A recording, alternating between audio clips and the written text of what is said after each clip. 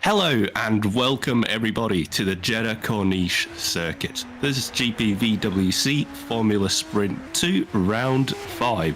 My name is Jan Granqvist and joining me a bit later will be Ed Hunter. So, what's in store for today will be completely up to debate, as this will be our first time dipping our toes to this rather new circuit.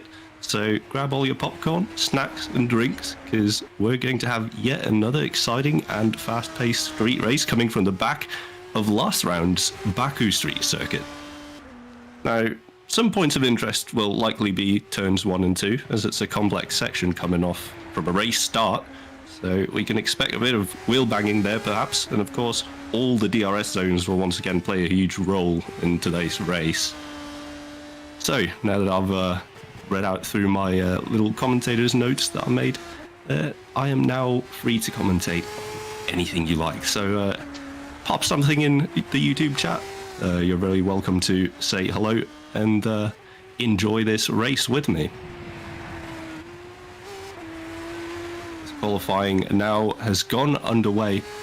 There's 12 minutes 40 seconds remaining as we're spectating Luke Mitchell doing his outlap currently, I believe.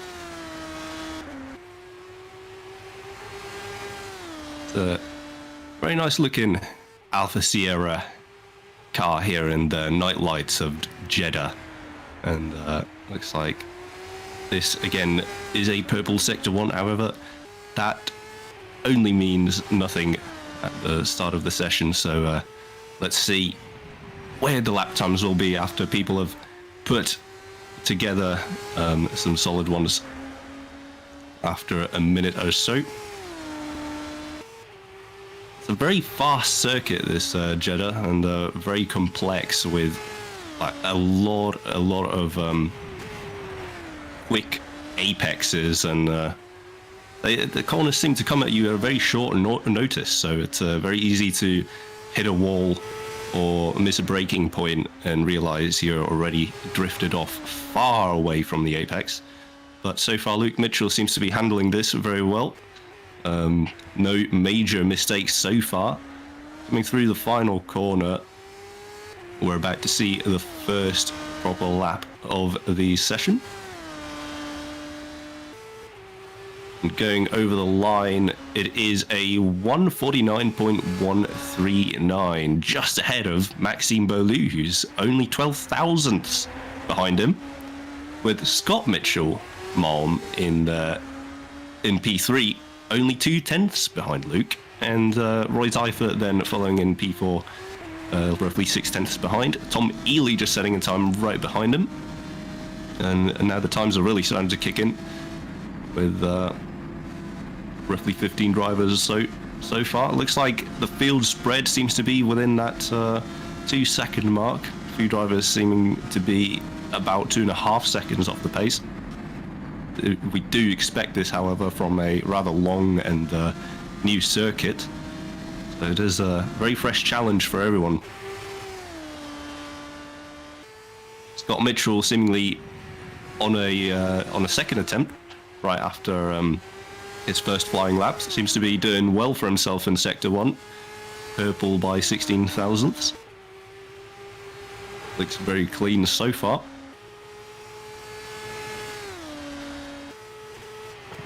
And it is slightly down in the middle sector, but this is very much on pace to contend for P1 and 2, who are very much separated by the slightest of margins. And I do apologise if my voice sounds rather groggy at the moment, since I have come off the back of a cold and a fever, but all is good now. And as we're about to see Scott Mitchell crossing the line, it is a good final sector, managing to get himself into P2. But Luke Mitchell as well seems to have improved and is now almost 2/10 clear of the rest of the grid.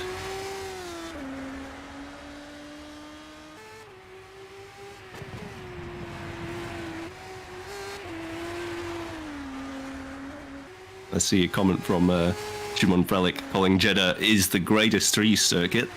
I'll take the word from the man himself, the king of street circuits, should I say. Someone, Joshua Dexter, is requesting a full lap commentary of Jesse Lahtinen.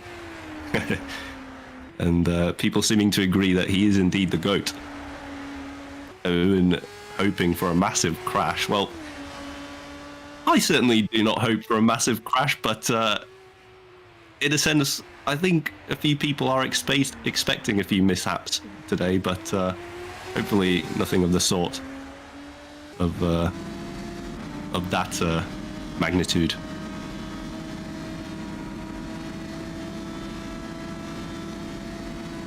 This is, again, Scott Mitchell, purple in the first sector, but I believe he has backed out of his lap since he is now 2 seconds down in the middle sector.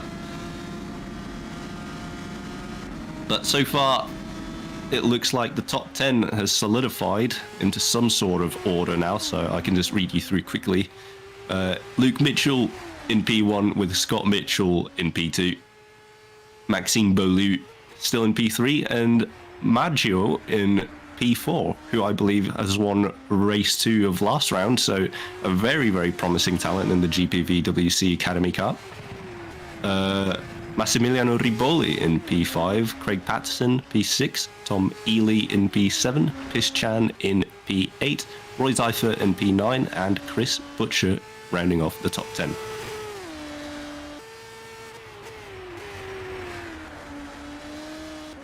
It does seem like the gaps as well are just about in that 1 second mark as we get just past that top 10 with Mikael Tuomala under that with 0.997 seconds to the lead time in P11.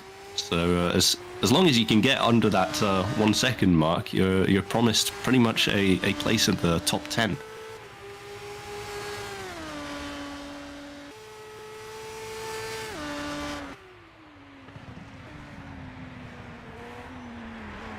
See Noah Court taking a bit of a shortcut over the turn 1 and 2 complex, and he's managed to get himself into P11, 9/10 off of the pole time currently.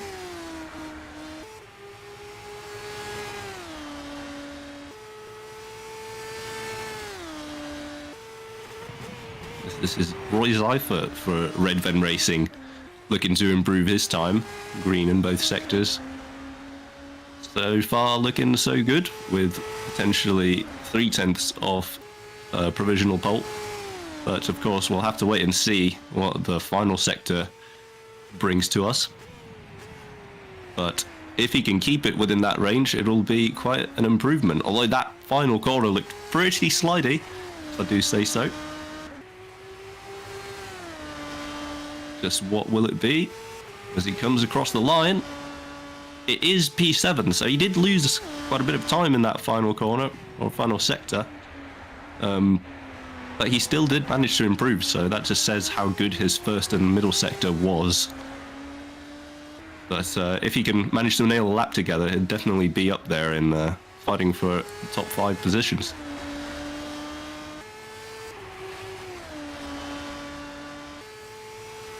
Justin van der Smissen coming across the line, doesn't manage to improve his position, but I do believe he did get a time, an improved time of 1 minute 50.742.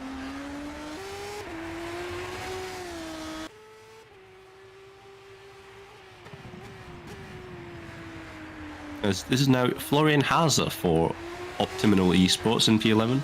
Seems like the grid has gotten a bit closer now in the top 10. Seeing as it is now in 8/10 gap from P1 to P10. And Mikael Tuomala with his same time is now down in 13th.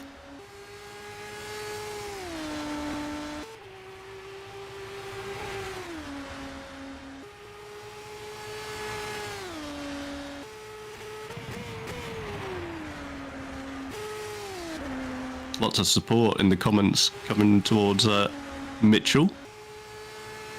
So I do not know which Mitchell potentially, but certainly it's looking good for all the Mitchell supporters, as they do occupy the P1 and 2 spots. Josh Downard saying, I am a Mitchell IKEA supporter. Well, I am very much an IKEA supporter as well.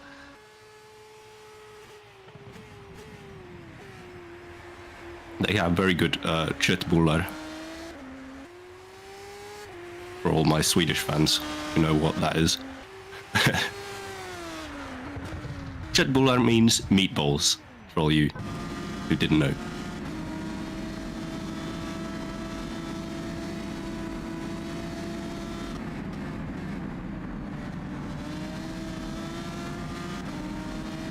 This is now an onboard of Jasse Lahtinen. We finally got it. The first sector 5/10 off, middle sector 5/10 off from provisional pole. However, he is in P17, so if he can manage to get a spectacular final sector, he'd be able to improve, but I don't believe that is quite the case yet. I think he very much tried to get a wide line into the final corner to get the maximum run for the next attempt. As we can see, he's dropped off 1.2 seconds in the final sector, so he's definitely aiming to set a faster lap for this lap. But here we go with Yasser Lahtinen now through turns 3 and 4, I believe. Oh, and it is contact with the walls, which I already warned you guys of in the beginning of the stream. It is very easy to do. The walls seemingly close on into you without you even noticing.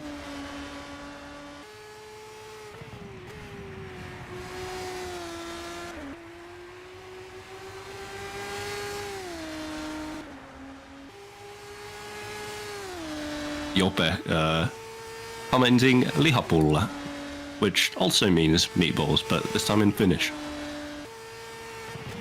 Fredrik Leon, I'm from Sweden. That is very cool.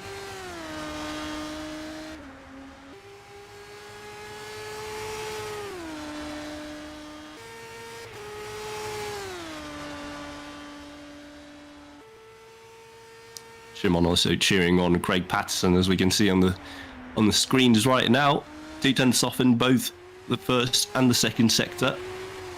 If he keeps up this pace, he'll be roughly at the same time as he set before, so we'll have to see. Oh, he manages to improve in the final sector, so he's now 5/10 behind provisional pole, set by Luke Mitchell.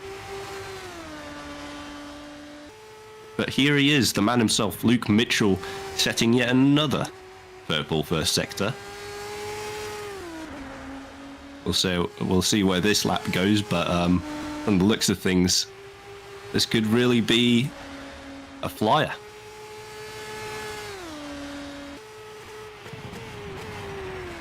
I hope I didn't jinx that too much with currently seeing a bit of yellow in that, but it's not by too much. It's only 0.04 of a second, so at the current pace he'd still be improving, but it's all down to the final sector now with the tiniest of margins. There's now gone to the final 10 seconds of qualifying. Luke Mitchell will still be able to set one more lap after he set this one, and so will everyone else who crosses the line within 2, 1 and 0. And Luke Mitchell improves and has now set himself apart by 3/10 over Scott Mitchell and really the rest of the grid. Very well done from him. That was a stellar performance in qualifying. Just been continuing all season long. Maxime Berloux, P3 for him as he crosses the line for the final time this session. And Chris Butcher on the screens right now in P11. What can he do? He's looking like he could potentially get himself up into the top 10, as he does, barely, but manages to get himself in the top 10. Yasser Lahtinen looking speedy this time through sector 1, only 3/10 down the provisional pole time of Luke Mitchell.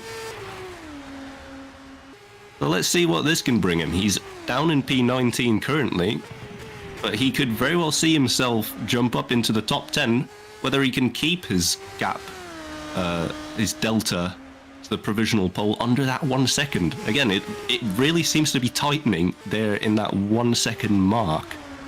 As you can see, Chris Butcher just 0.969 seconds behind Luke Mitchell, and it is that crucial P10.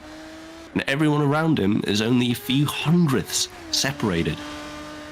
So let's see what this is for Yasser Lahtinen as he crosses the line now. And I believe it was an improvement, but he didn't improve his position, unfortunately. Oh no, sorry, he did. He was dropped down to P20 briefly, but managed to climb back into P19. So not too bad from him. See Bobby Vakinoff, yellow in both sectors, so I don't believe we're going to see a huge improvement here. P21 currently. and across the line. I believe this is one of the last cars across the line in qualifying, and it is no improvement. But I do believe that we finally have our qualifying order.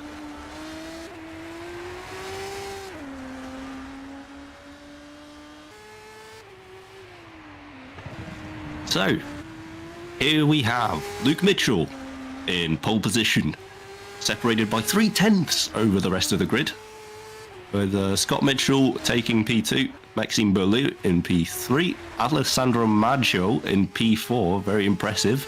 Yet again, Craig Patson, P5, Massimiliano Riboli, P6, Roy Seifert in P7, Tom Ely, P8, Mateusz Piszczan in P9, and Chris Butcher rounding off the top 10. Dan Hutt in P11, Florian Hauser in P12, Justin van der Smissen in P13, Noah Court in P14, Magnus Okkenog in P15, Mikael Dormala P16, Alex Folks P17, Louis Hartley P18, Jasser Lahtinen P19, and Jörn Dix P20. Then Bobby Vakinoff in P21, Dan Hayek in P22, Lucas Thylin 23rd, Luca Gray 24th, Mihailovic Entievich 25th, Brandon Robert 26th, Bradley Sellers in P27, Luca Tizzano in P28, and Scott Morris in P29, with Tommi Koivunen Scott Morris P28, Tommi Koivunen P29, and Dominic Slabon, I believe. No, Victor Cabello and then Dominic Slabon round off the full grid. Sorry, it got a bit confusing there with a few people leaving, so graphics couldn't quite keep up with that.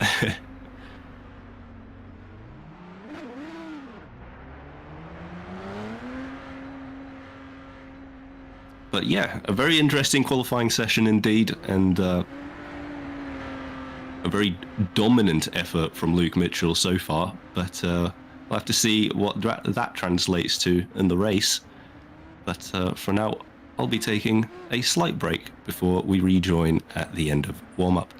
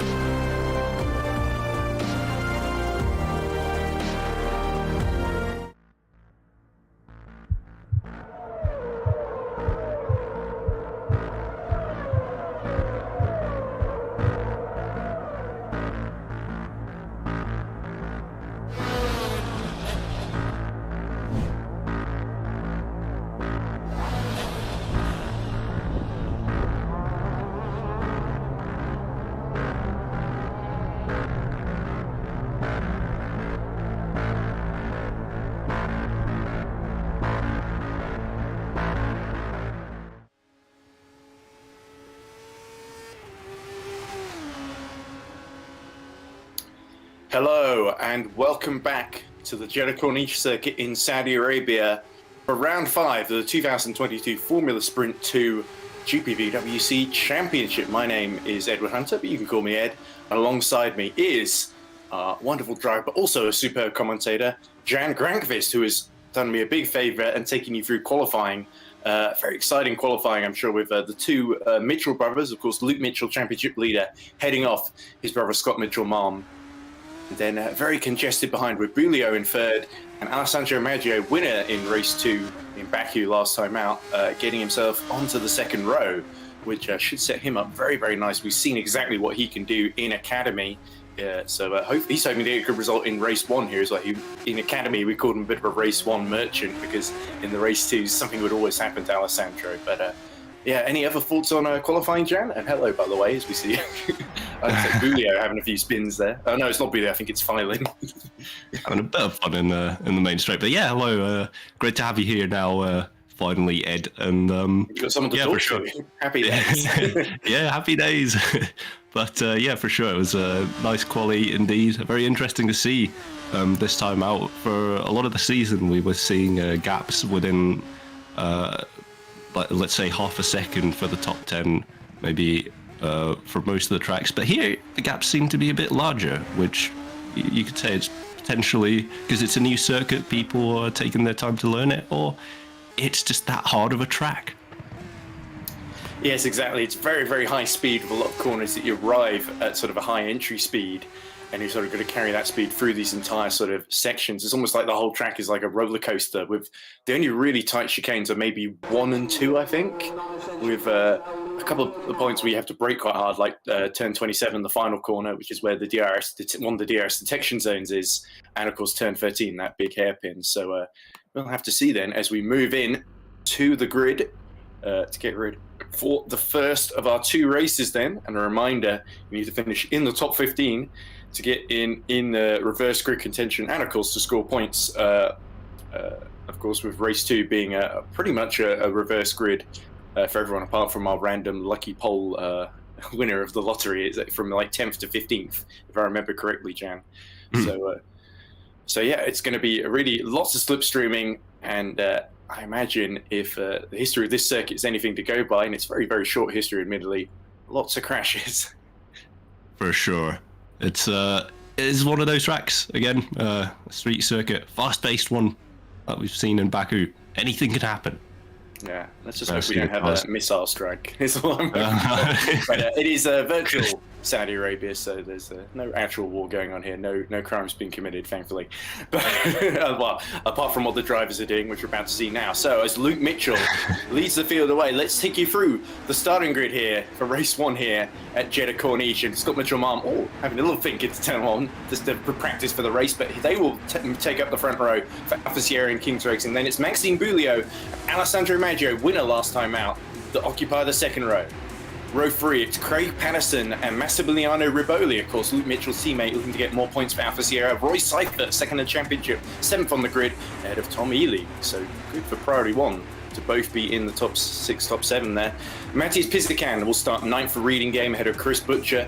Dan Hutt will start 11th, ahead of Florian Hasse for Optimal Esports. Then it is Justin van der Smissen 13th, ahead of Noah Court, who I think is subbing at VMS. Magnus Ockenhaug 15th, ahead of Mikhail Tuamala. In 17th, it's Alex Folks, who's also helped us in commentary now and again, ahead of Yassi Latinen, his teammate. Then Dan Hedrick 19th, Lucas Filin in the top 20. Mihailo Vincentovic starts 21st, ahead of Jörn Dix. Brandon Robert is 23rd, ahead of another Academy driver, Bradley Sullers, in 24th. In 25th, it's Luca Tisano, ahead of Luca Gray, the two Lucas, a row to themselves, ahead of Louis Hartley, and then Scott Morris in 28th. Tommy Koivunen starts 29th, ahead of Dominic Slabon, rounding out our top 30. Then it's Bobby Vakanov, 31st, ahead of Victor Cabello in 32nd. And I believe that is your lot then. That's all of them. I was thinking, we're going to get 40 drivers here. No, just 32, but it is going to get very, very busy indeed here, isn't it, Jan? And yeah, almost like an endurance grid. Exactly, I'm very used to endurance commentary, but you got to think for Vakinov and Capello right at the back, it's just a matter of survival here on this first few laps, isn't it? Absolutely. Actually, that's one pointer that a fellow guy named Menno Klunt was telling me, was that you might even want to consider starting off the pits if you're on the back of the grid, just because of that extra safety. Since turn 1 and 2 can be that treacherous at the race start, that you can really be in a pinch and potentially left behind, as cars potentially could pile up in that section. Yeah, we did see in Baku in Priority 1 car, David Yin, who was subbing in at the last minute, starting from the pit lane in race 1, got to 15th, then started on pole for race 2, was able to only got beaten by Maggio. I think on very near the end of the race, Maggio got through, and David Yin banked to P2 in the reverse grid. So it does show that the pit lane to podium route is possible here in FS2. Absolutely, absolutely. So then, as the last few cars, there is Vakinov and Capello, just taking up that last row, just behind Slabon and Koivunen. There are the two Mitchell brothers, Luke Mitchell on the left, Scott Mitchell-Mom on the right in the King's car. The lights illuminating now, and when they go out, race 1 will be underway here in Jeddah.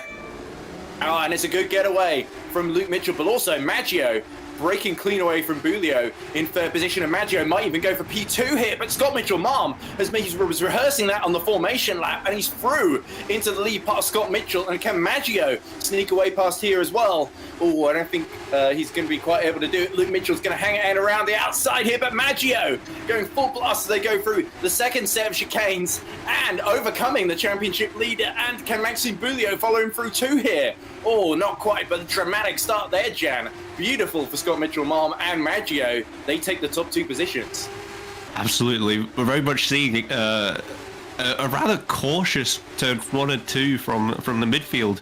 A lot of wheel banging we've seen, but so far no big crashes to be seen, and that's very good to see so far. Yeah. Oh, is that Van der Smissen having a little bit of a moment there? Justin Van der Smissen just behind Dan Hutt, and with Tuamala behind him. And then his teammate, of course, who is the substitute driver, isn't it? Noah Court. So keep your eyes on Van der Smissen. He was pretty good in the VMS, was scoring some big points actually in Baku to get their championship relatively underway. And Seifert, is that him right behind Riboli, I think? Yes, it is. So is Seifert going to be able to make a move here at the middle sector here? No, not quite able to. So Riboli defending the middle of the road, and that's backing him into, is that Chris Butcher in the King's car, and Tom Ely, of course, just in front of him. But Scott Mitchell-Mom continues to lead away then from Maggio up front, and Alessandro Maggio really showing what he can do here, and can Seifert, he's got to get around Riboli. He wants to keep his championship hopes alive here, really, because Luke Mitchell just continues to run away with this thing, still holding on to third at the moment and keeping Bulio at bay. But I think those top 3, we're going to see them challenging each other for the rest of this race, as that looks like the King's car making a move, and Rai Seifert also making a move on Riboli round the outside into turn 1. What can Riboli do here, Jan? Yeah, absolutely. Very, very, very tight coming into turn 1 and 2, but Rai Seifert gets P6 off of that. However, the cars are still tightly bunched right behind them, and Riboli just hanging on just about ahead of Chris Butcher, who's really eyeing out for that situation. Looks like Riboli might be struggling here a little bit, but we'll have to wait and see. Look how wide they run out there. Yeah, wow. I think that's somewhere in the that must be like turn 9, 10 or whatever. But that is surprising how wide they go at some parts of this circuit. Oh, Tuamala going around the outside of Noah Court there. As we go to the back end of the circuit, Tuamala really squiggling there on the banking. And so there's a big train here right behind Noah Court then, with Jörn Dix, Filin, Hajek, all part of this train here. Well, look at that. Denied. They're so close together that as soon as they pull out of that slipstream, they're sort of left in their in danger of someone potentially diving up their inside or going down the outside. And here's Jörn Dix then going really wide in the red vent to try and get past the VMS of Noah Court, but he's not quite able to. So Tuamala finally gets around him and can now challenge Van der Smissen in front of him, as we see Riboli under attack from Butcher and Ely up in front. And and that's Dan Hutt making a few places past Pizican there So Pisagan using a slightly different reading game livery, I think. Of course, I have a little bit of bias towards reading game because we partnered up with them in one of the endurance championships we do. Pisagan tries to go up the inside, down the start-finish straight to overcome Chris Butcher.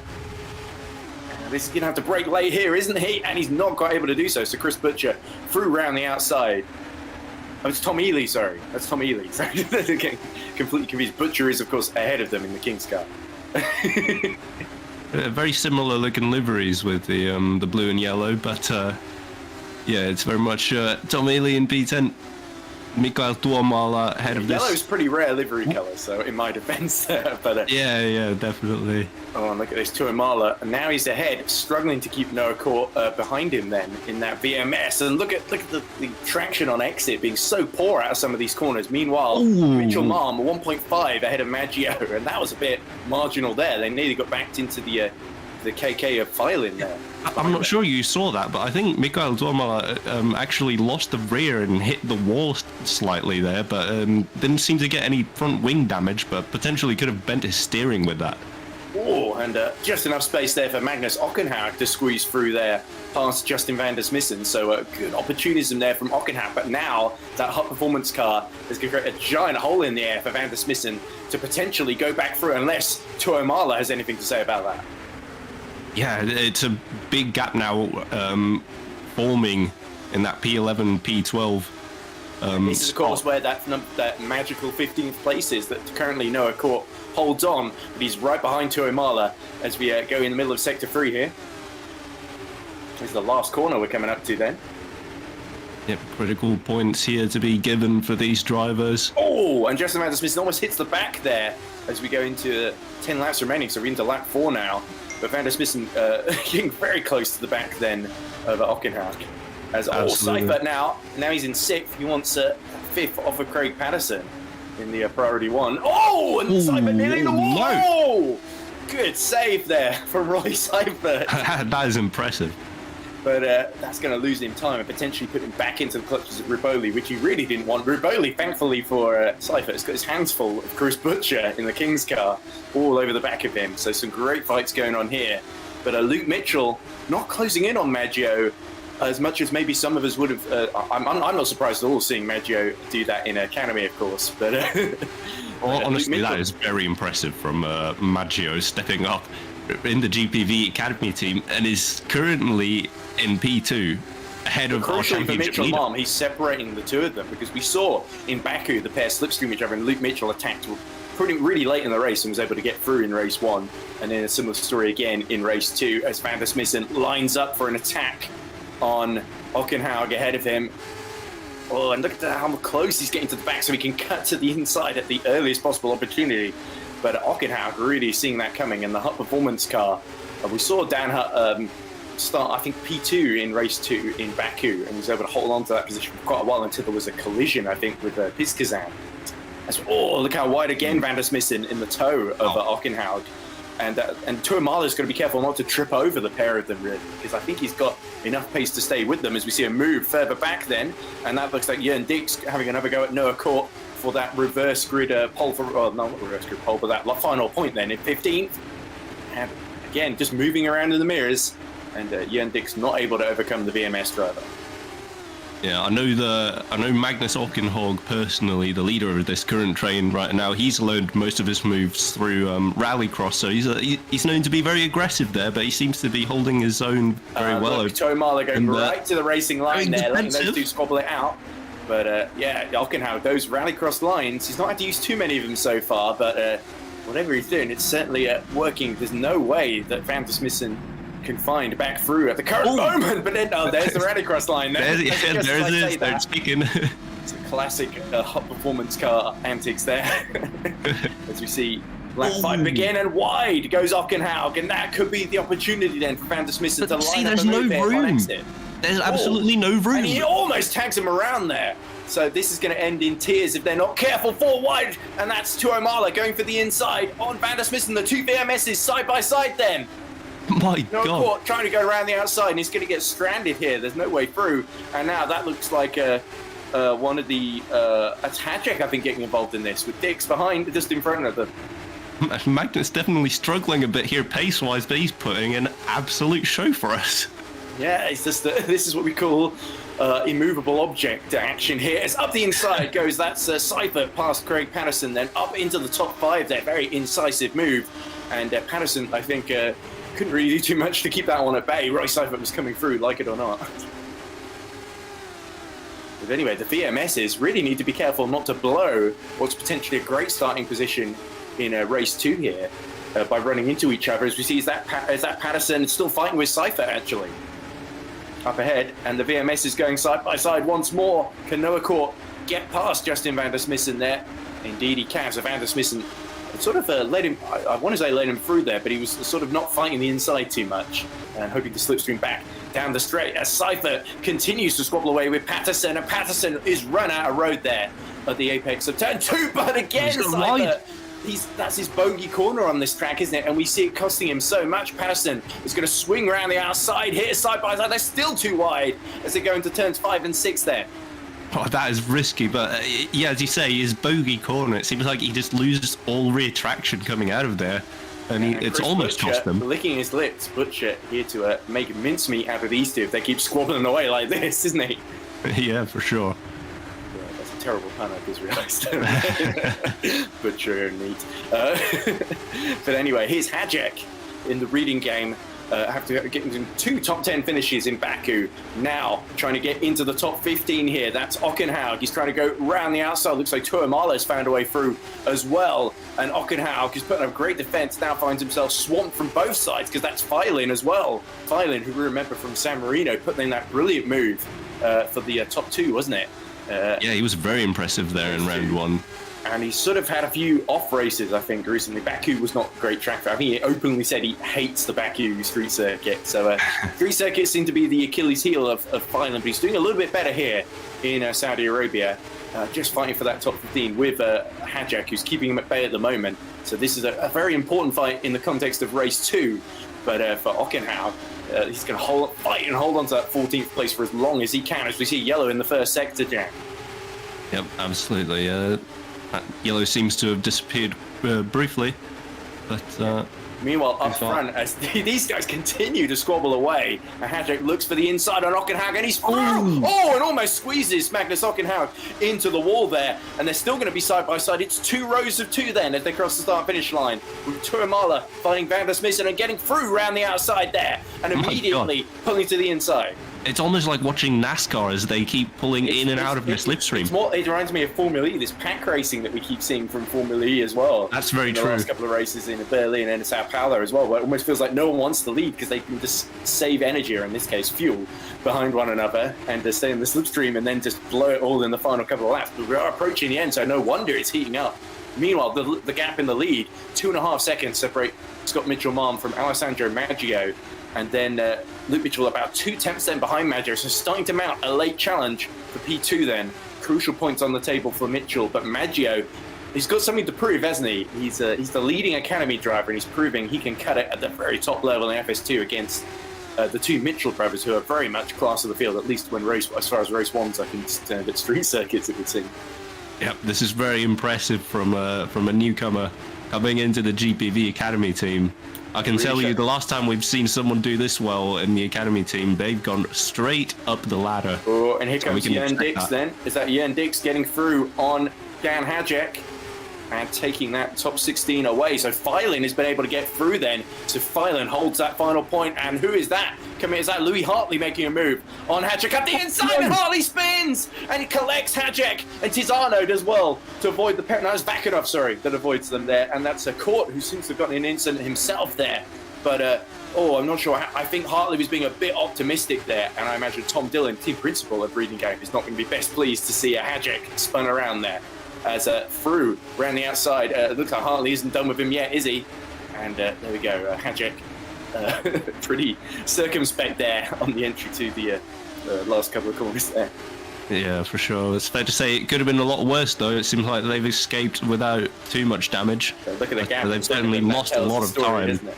Yeah. By the pack. Instead of fighting for that potential top 15 final point, they're fighting to stay in the top 20 here. Is Court and Vakanov do battle into turns 1 and 2. Vakanov, another Academy grad, as a sort of acting like it's a finishing school now for these guys, isn't it? Before they make their graduation to FS2. But Vakinov, who was sort of the race 2, would always sort of get himself into those great positions in race 2. So we're about to see a replay, I think, of Hartley and Hajek. So this is a little bit after that incident then, with Louis Hartley already ahead. And I'm not sure what we're about to see here, Jana. Is this Hajek counter-attacking? That might be the live picture then. Yeah, it might have been, yeah. So apologies, ladies and gents, there. But the broadcast director at least doing their best to try and give his replays. Oh, Hartley's car not looking fun to drive there at all. He did well to keep that one out of the wall. And Hajek and Slab-on licking their lips and fancying getting back into the top 19 here. But meanwhile, Scott Mitchell-Malm's controlling the pace up front. 3 seconds then ahead of Maggio, who is still acting as a roadblock, just a 10th then. But Luke Mitchell sets the fastest sector 2 of the race on this lap, by the way. So Maggio has very much got his mirrors full at the moment. Yeah, I believe Luke Mitchell might be upping his ante now for the final few laps and really pressuring Maggio, showing that he can be there and he will be there for the final moments of this race we see with the DRS wide open.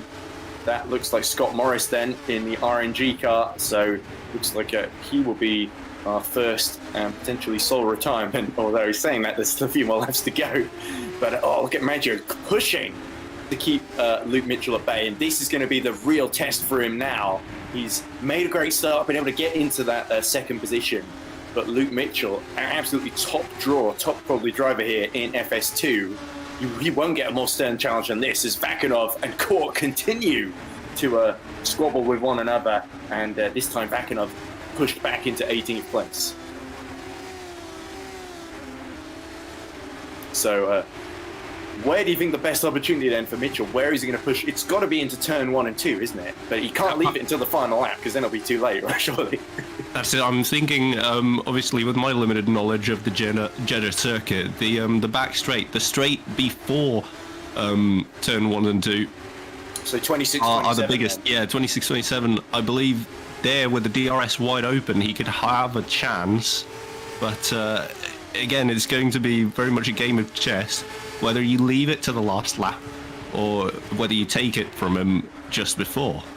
So Maggio, very, very experienced. Those who are watching the Academy race at Austria, race 2, because Maggio up to that point had never finished on the podium in a race 2 in Academy. And so he's very careful in the open laps and just pick them off one by one to the point that in the final few laps, as Filin overcomes Jörn Dix for that 15th position. Absolutely crucial move there for the KK driver then, and Filin looking to potentially get a great starting position, a great point here, but Jörn Dix up the inside then as they go at the back end of the circuit then. So this is at the end of sector 2, and back ahead as Van der Smissen overcomes Tuomala just ahead of them, yellow in the 3rd sector, not sure what that is. So into turn 27 they go, and rush through the wall for Dix. So he's certainly trying to get the widest apex he can to improve his exit speed so that Filin can't dive one up the inside and get the slipstream into turn 2 as Tuomala and Smissen continue to duel away, and you can just see it up ahead of them, Darren. Yep, side by side going into turn 1, 2. As I have to say, as sort of expected at Saturday, this is sort of a race that was kind of decided almost for Mitchell Malm, at least it seems, at the first corner, as it looks like Louis Hartley in more difficulties, but he's just got around Slab-on then to get back into the top 19, and now Vakinov is his next target. So Louis Hartley, reigning ERC British Touring Car Champion and a winner of the 6 Hours of Istanbul in the ERC, to name a few of his accolades, looking to challenge and gain a few more positions here. Certainly a decorated driver in that sense. As I just caught Magnus Ockenhog having a massive moment after turn 1 and 2. Again, that same corner we've been seeing Jörn Dix having difficulties with on the exit. It looked like Lou Hartley was about to lose it there at one of the tighter corners on the track. Here we go, the mist rolling in from the Thames then, it says, on the top of Luke Mitchell's halo. Roll protection hoop, of course, doesn't really need it in sim racing. I imagine a lot of drivers have the middle part of the halo turned off in R-Factor 2 for as many details as possible, just to maximise their viewing field of view. But anyway, look at this, they're so close together. Yeah, Maggio's been reeled in the last couple of laps then, because Luke Mitchell has really turned on. I wonder if he's been saving the tyres for this, coming to the inside as much as possible there. And is Maggio going to try and break the toe here? He is moving to the inside then. So Luke Mitchell will have to go the long way around into turns 1 and 2, but he'll have the inside for turn 2 here. And can Maggio do anything on X? He's going to get forced out here and almost into the wall. Luke Mitchell through into second position. Now can Maggio counter-attack here? No, at least not yet. He's going to have to bide his time, but Luke Mitchell hasn't got this sewn up just yet. Maggio is a force to be reckoned with, but he did well to hold on to that second place for as long as he did, frankly. And Luke Mitchell now seeks to build the gap and potentially close in just a few attempts then to Scott Mitchell-Malm to show if I'd got through sooner, maybe I could have fought for the win here. But Mitchell-Malm yet to win this season, and I think King's yet to win as well in FS2. So this is potentially going to be a brilliant result for them, 1st and 5th in race 1 here. As we see, this is the battle for 12th and 13th between Tuimala and Van der Smissen, who have been at each other's throats all race long. 2 laps left to go. I think this could go either way, really, in this battle for 12th. Yeah, it's fair to say they've been together for the whole race, and as we see right now, Roy Seifert chasing Chris Butcher, going a bit wide himself. Yeah, pushing a bit hard and just cutting the course there a little bit, but plenty of runoff that particular part of the track. Yep, I'm surprised to see not too many crashes. Luca Gray, I think, is also retired along with Scott Morris. So I think, I'm not sure exactly what happened to Gray, but Morris definitely went into the pits to retire. So there was either damage or some kind of issue on his end with the hardware potentially. So I'm not sure exactly what happened to the pair of them, but I guess we'll find out afterwards. But they'll be hoping to go again in race 2. Meanwhile, we turn our attention back to Seifert and Butcher. So we've got King's car holding on to the lead, and he's holding on to it by 3.7 seconds. So Mitchell still slightly slower than Scott Mitchell-Malm, I think. Actually 5/10 faster now. He's cleared Maggio. But Maggio still just within a second, but starting to fade. Behind him is side by side they go. And I shouldn't be looking at timing screens because Seifert has got the inside, and that is a bold move. He's going to dive, and is Chris Butcher going to leave enough room? Yes, he almost left enough room there, but made a little bit of contact as behind. This is Ely and Riboli, and Riboli on the outside here sticks his foot in, and there's cigarettes paper between him, Ely, and the wall there. But Riboli pulls off the move then into turns 5 and 6. Very great racing so far we've been seeing throughout the race. Points there for Alpha Sierra then, 2nd and 8th. Then they need to hold on to that lead they have in the team's championship, especially after Riboli had a pretty difficult time in Baku, it must be said, while Mitchell won. And I think got top 4, top 5 in race 2 as well. Anyway, here is Court trying to recover positions back past Slabon. So Court sort of, after fighting with his teammate earlier in the race, is sort of Van Smissen up in 13th. He's down in 19th, so it definitely feels like Court and Slabon have sort of lost ground in this race, sadly, as we go back to our 15th place battle between Dix, Ockenhaug, and Feilin, not too far behind. So Lucas Feilin could get himself back into the points-paying positions here, but he needs something to happen up front. He needs Dix and Ockenhaug to tangle, and Ockenhaug, the way he's been defending, it could frustrate Dix to the point that he tries a risky move, Gareth. Yeah, absolutely. This is now where it counts, so Magnus will be very aware of that. So will be inclined to use everything in his arsenal to keep Jørn Dix behind, no matter the pace difference. I keep thinking back to the final FSR World Championship round last season that I did highlights for, where on the final couple laps you were fighting with Alex Siebel and trying to get through for that 3rd place, and Siebel just about held on there. Looking forward to the sign-ups have opened. We're seeing the team start to form for that for FSR. But anyway, let's turn our attention back to FS2. Only one letter number difference there, but there is a world of difference between the two, of course, but no less precipitous to win. As we go into the final lap then, Scott Mitchell-Malm still 3.2 then, so Luke Mitchell has closed the gap and pulled away. But here comes Jørn Dix then, round the outside of Ockenhaug into turn 1. Ockenhaug is going to go deep as he can, but Dix has pulled it off round the outside and taken that apex for turn 2. Just about.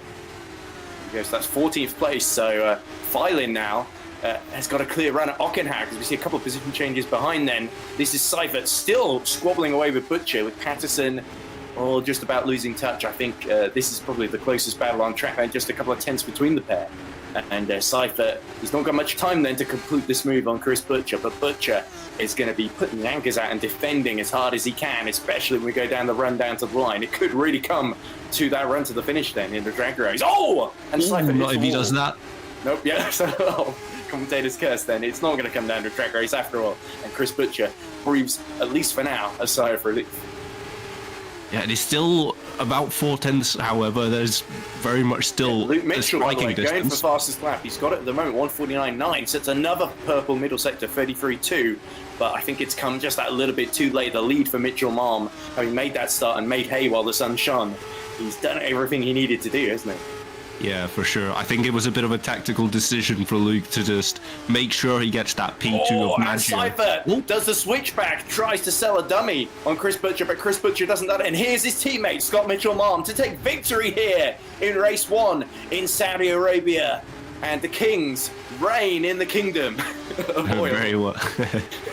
But here comes Seifert. It is going to be a drag race across the line. But it is Chris Butcher that just holds on to that 5th position, much to the frustration of Roy Seifert. He not hit that wall. 5th could have been his, but so narrow are the margins. And here's the other battle for the top 12. Van der Smissen holds on from Tuo Mala. Excellent fight between these two, but it is Justin Van der Smissen in VMS. Did I just see that right? It was 11,000. Oh, and that's Ockenhaupt missing his front wing. So that means Lucas Fylen will take the top 15 then. And the final point. So a heartbreak then for Ockenhaupt. He did so well in this race, just coming to grief near the end. And we're not sure quite what happened. There could have been a collision with potentially Jørn Dix, or potentially he just hit the wall. Potentially.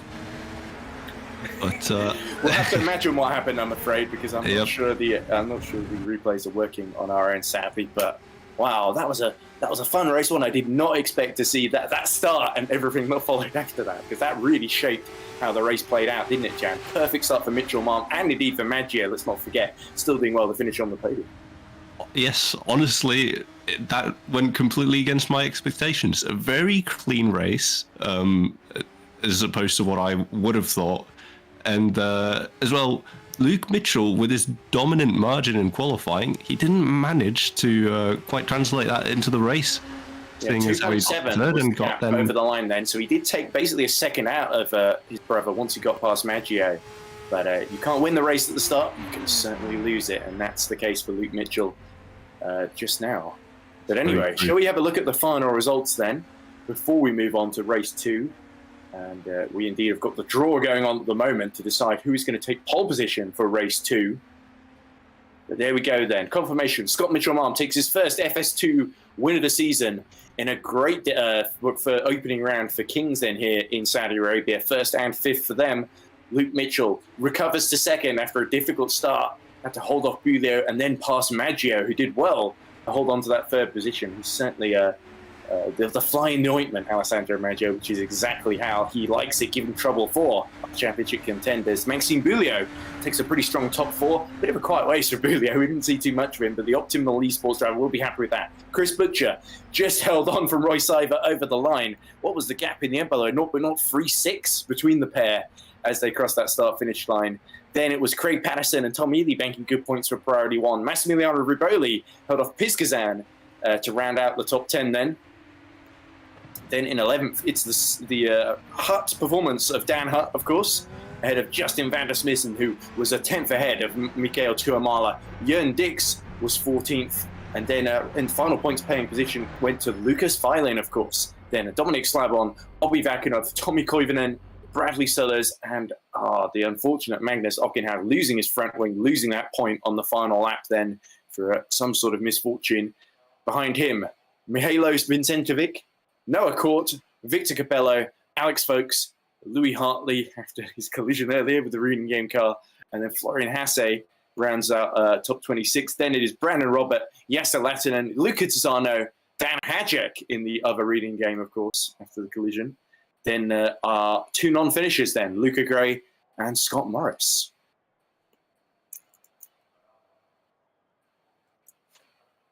So that completes a dramatic race 1, but race 2 is going to be even more intense than that. So hold on to your hat, ladies and gents. I know me and Jan are certainly going to enjoy it. I'm just going to see if there's any comments here. Maggio podium, says Alex Lahoo. Josh Dexter says, what is Maggio doing in Academy, by the way? He's winning. That's what he's doing. It seems, although I think Mike Bell is turned into our new race 2 winner, who always seems to just about hold on to race 2, despite his best attempts to lose it, as we saw in that dramatic finish in Austria that me and Joshua Birch commentated on. Dommy Space says, at least I'm not the reason for a big crash at the start of an academy race. And then he says, brackets, Austria race 1. I'm not sure. Are we going to stay or are we going to go to break? I'm not sure. I think we might just stay and chat, Jan. Yeah, I'm open to that, yeah. How about you say a few things while I eat the rest of my ice cream before it melts completely here, which is totally appropriate for Saudi Arabia, but for the UK in the middle of April, at the end of April, so. Yeah, taking inspiration from the good old Iceman.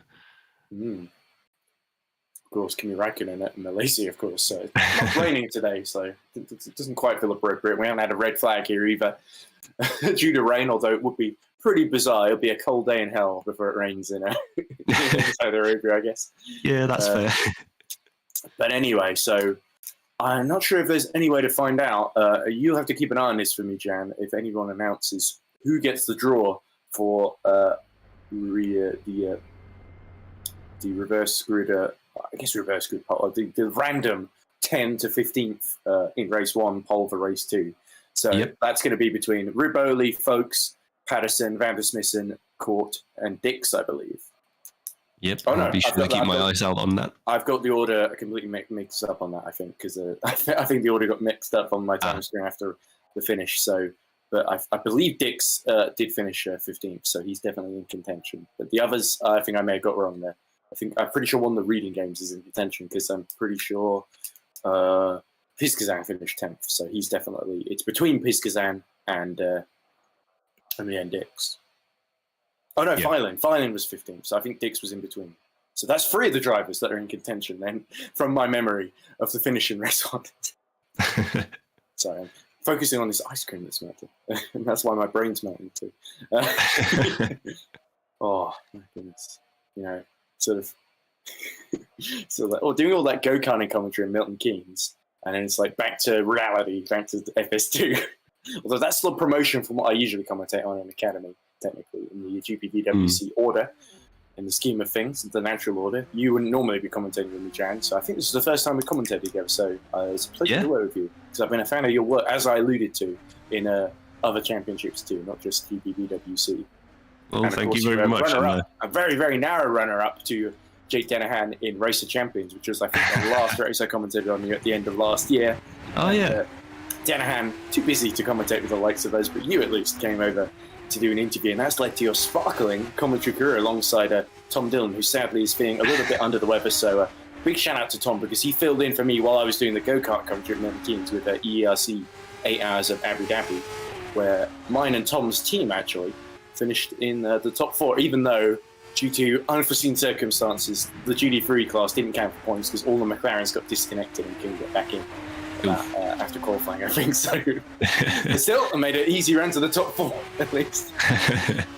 And, yeah, Tom Dillon's been a great commentator to have here as I've been learning the ropes, for sure. And as well, it's been great to have you now by my side, as I've had you commentate over me before.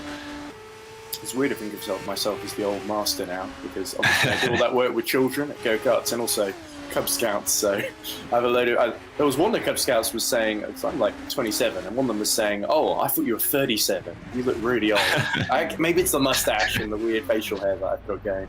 I don't know. Anyway, I noticed we're not really talking very much about racing during this break. Yeah. Well, actually, I was talking about, sort of alluding to go-karts, talking about your career. So I'm sort of keeping vaguely on topic so that I don't get like a sort of person in my ear telling me to go back on topic. Which sometimes we're safe. We're definitely safe.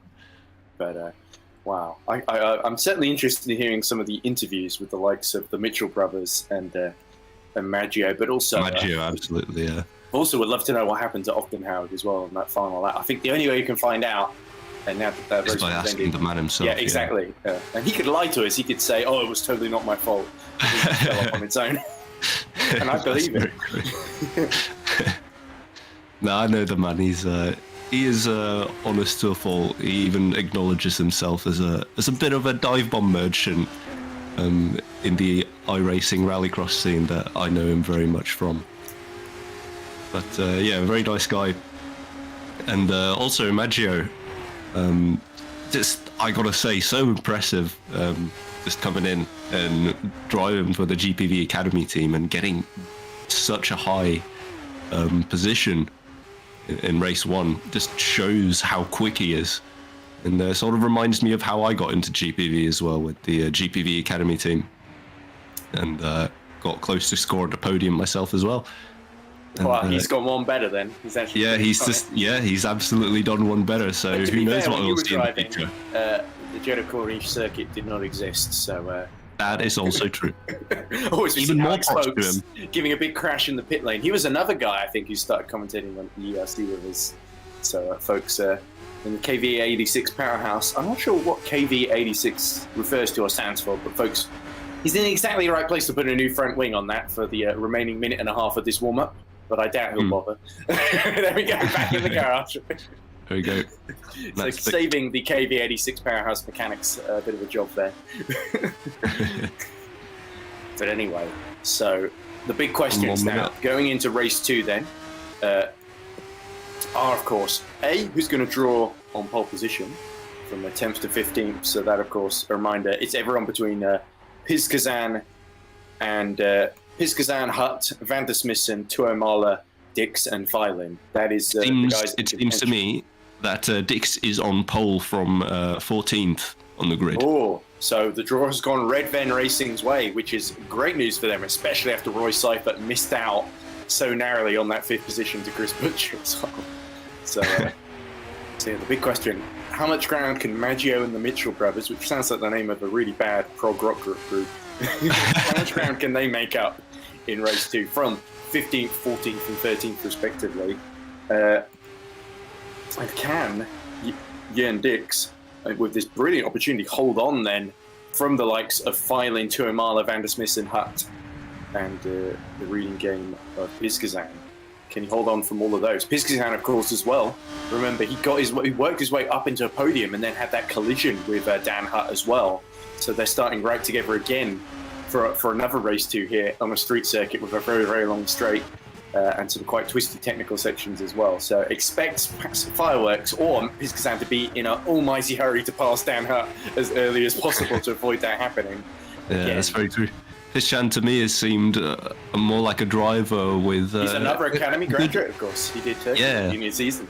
So, he seems like he's got a fair bit of raw pace in him, but hasn't been able to convert all of that in the races he's been so far in. But I know he's definitely got potential.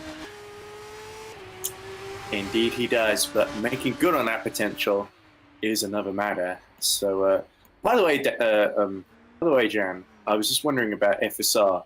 You're definitely going to be doing World Championship again for Super Venturi, right? Because I'm writing the season preview video at the moment. Yes, I will. Do you know who your teammate's going to likely to be, or is that still under discussion about who's available to do the full season? Because of course it's supposed to be Liam Duval, wasn't it? Yeah, it was supposed to be Liam Duval. He did, of course, do a round for us. Well, was supposed to anyway, before that round got cancelled. But Lalu will be my teammate, just as he is here in GPV. And great to see then. It's Chris Butcher. Oh, there's a big loop here. Takes it way too hot into turn 1, and we'll be hoping not to emulate that at the start of race 2, because that's going to potentially make what's already, he's going to be starting 10th, isn't he, in the reverse grid. So that's going to make what's already starting top 10 is still pretty good, because you've got a lot of cars ahead to slipstream, but you're sort of in the middle of the danger zone in the pack, aren't you, where with all these cars with different pace around this circuit, it could get very chaotic indeed. Indeed it will. So apparently I've been mispronouncing Matthias Piskan's name. Piskan. Originally I was calling him Pizzican, which sounded like a really bad energy drink. Pizzican. Well, I'm not sure Piskan is any better, but it's like that's what I've been instructed by race director Vincent Gutt, who's been doing a stellar job, by the way. So big shout out to race direction at the cameras, making sure we're always looking at the right battles. And also he's saying Vincent is like a Eurocent Tevich. Oh, he's talking about not Vincent Gutt. That's a Vincentovic. Vincent. Sorry, I'm getting really confused here. Right. This is what happens when you're reading text and you're not used to reading text in the middle of the podcast. Usually I just ignore it and focus on the race whenever someone tries to message me. And then it tends to be, I didn't cause that incident. What on earth are you saying about me? Or something like that. But you gotta take criticism as a commentator. It's what you Absolutely. And especially when I was doing go-kart commentary, the kids are your harshest critics because they expect you to get it perfect all the time, even if you don't know any of the people's names. and it's your second day ever doing commentary in the real world, not here in the insulated confines of my bedroom. Yep, and the best thing about them will be that they'll always be very truthful. That's true, yeah. There's a bluntness and an honesty to these kids, which absolutely they often unlearn as they get older. And it's the same with some sim racing guys as well. I think they tend to be quite blunt and honest. There's not a lot of media trained guys, although you do notice some of the guys who have got of course, like Scott Mitchell-Malm, our winner from race 1, is a journalist, so he's definitely got he knows how to interview drivers that are very media trained. And he doesn't even know that. Yeah, and he is, of course, used to write for he writes for the race, of course, the Hyphen race, of course, and he often presents a lot of their videos as well. I was always wondering where that name sounded so familiar from. I swear I've read his name somewhere in one of the race's content or whatever I've seen in the past. But yeah, he does a lot of their F1 articles. He used to do the FE articles as well, back in when he worked for Autosport, of course. But then there was The Purge, which apparently we don't talk about, and now they went to the race. So, right. I'm a journalist too, technically, but only in the loosest sense for Formula Reason. I'm more of a video editor, really, and commentator.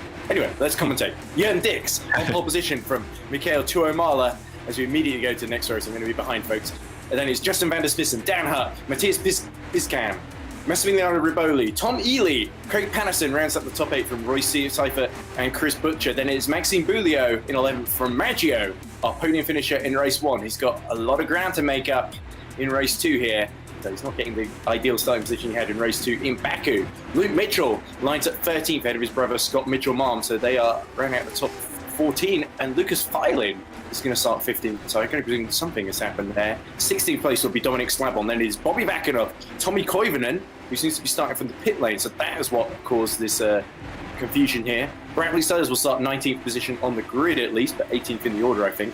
Magus Ockenhauer rounds out the top 20 from Mihailo Vincentovic, Noah Court, Victor Cabello. Then it is Alex Folks, Louis Hartley, Florian Hasse, Brandon Robert, Jesse Lattinen. There's a meme in the chat of Jesse Lattinen's supremacy that one driver I know believes in. Let's see if he can make good on that promise of supremacy. Luca Tisano, 29th. Luca Gray will start 30th ahead of his fellow Luca. And then Scott Morris rounds out our 31 starters then. So I believe we have lost someone from... Oh, it's not Alex Folks, is it? We've lost from race 1. No, he's 24th. Yeah, it's somebody else we've lost. Yeah. Lord knows who, but they'll probably comment in the chat now that they got disconnected or something. Tom Parker says, Justin VDS at the front is going to be absolute chaos. But Jake Denahan, he's a bit more optimistic, says, easy Justin win. Easy Justin win. All right, we'll see about that. Jake Denahan, of course, championship leader and double race winner at our Super League level. Of course, he's a man with great momentum behind him. Big fan of Jake Denham, if I've been completely honest. I've supported his career for a long, long time, since he was about 16 and doing ERC endurance races for, I think, Iris and a couple other teams. So, he knows a thing or two. So if he backs Justin van der Spissen, keep your eyes on Justin. So we wait then for Scott Morris and Luca Gray to join the back of the field, Jan. And what can we look out for into turn 1 if they all line up? Turn 2. Well, good answer. Right. So, with 27 corners, you've got to watch out for each and every one of them. So, Jørn Dix then is going to be on the left with the similar red car of Tuomala alongside him. Then we wait for the lights to come on. Race 2 getting on in Jeddah then. And the lights go out now. And already a penalty for Tom Ely. So that's terrible news for P1.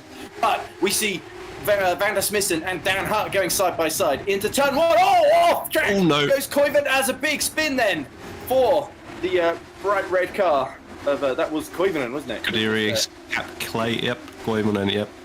And that puts Van der Smissen up into the top 2 then. So good luck for Jan Dix then to just survive that. As we see one of the Optimnol cars. I think that's Brulio getting caught up in the pack here. Behind that must be Mitchell Malm. And Slabon now who's got ahead of him. And Maggio just ahead of Mitchell Malm. But a good getaway is Luke Mitchell. He's down into 14th place. So Luke Mitchell did not make a good start there on the opening tour. So he's got a lot of ground to make up from his brother and Maggio. As we see Van der Smissen up to second then. So Dennehan, he made a good prediction there. As we see Maggio looks like under attack from, is that Bradley Sullers? Sorry, his teammate, I think, in this battle here for the, a top 18 then. Noah Court looked like he was making a move up the inside, and Alex Folks close behind. Oh, and a little tag there for Court. And is that Ockenhaug right behind him? I've been keeping a close eye on my buddy Ockenhaug, and he's gained 4 positions from the start. He's now up to P16, so right up the pack with those who've right where he would have finished. Oh, and it's getting very hectic here. So that's Ockenhaug's teammate then. I believe that's who else? That's Dan Hutt, of course, I think. No, it's Alex Folks, I think, in the KV8 who was trying to make a move on court. Hartley's right behind as well. And then Vakanov ahead, holding all of them up a little bit. And here's Riboli trying to go round the outside then of Dan Hutt up ahead. Sorry, I was getting confused. But Hutt holds the inside then into the back end of the circuit in turn 27 then.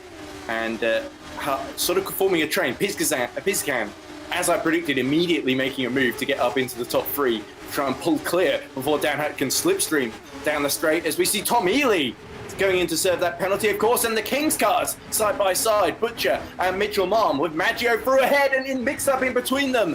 And Maggio clears both Kings cars. Maggio, Mitchell Malm loses out. Positions gained now in P8. That's absolutely perfect from him.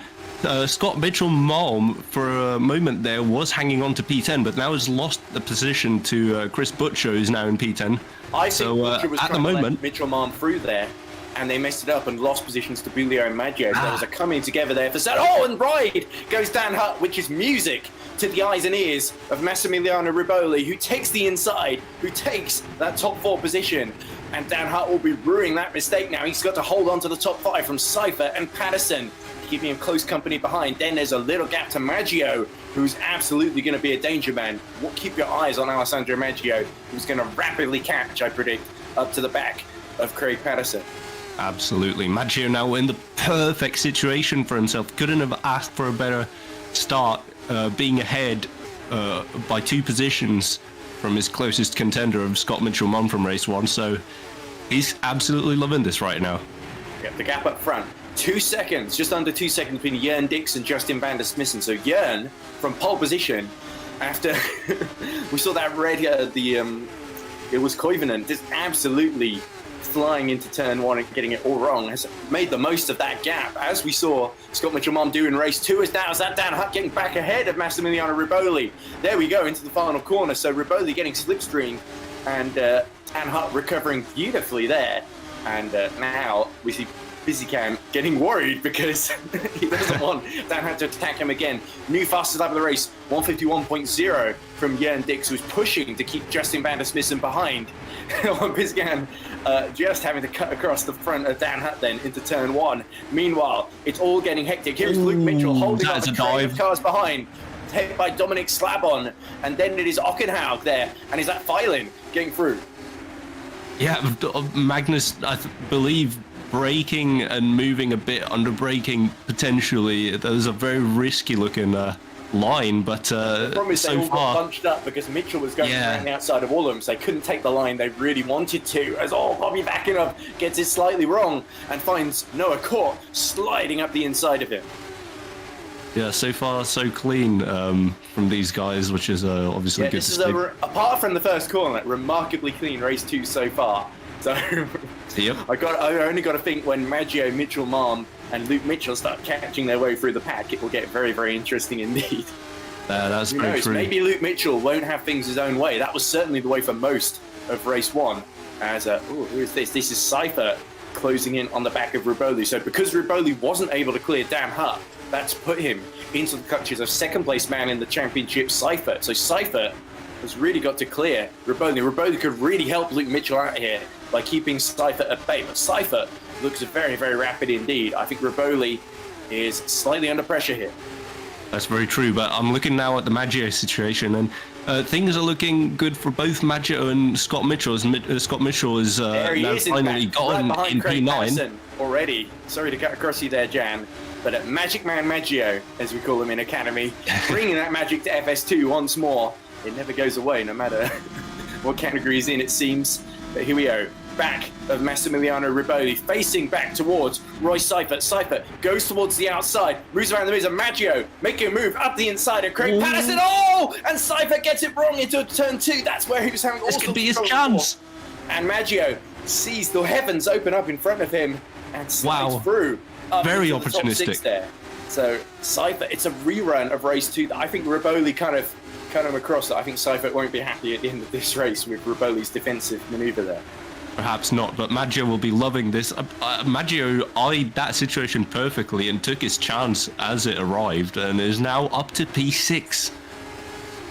Yeah, I think the only time I've seen Maggio really struggle was race 1 in Baku, where even he admitted he made a few silly mistakes. As here we go, the King's car of Butcher being attacked by Bulio. Can Maxime Bulio go all the way around the outside of the banking there? Not quite. I think the way that corner worked, it was always going to play a little bit to Butcher's advantage, but he's still there alongside, and it eventually has to concede. And now Luke Mitchell fancies to go at Bulio, our 4th place finisher from race 1, finding our 2nd place finisher from race 1 and championship leader.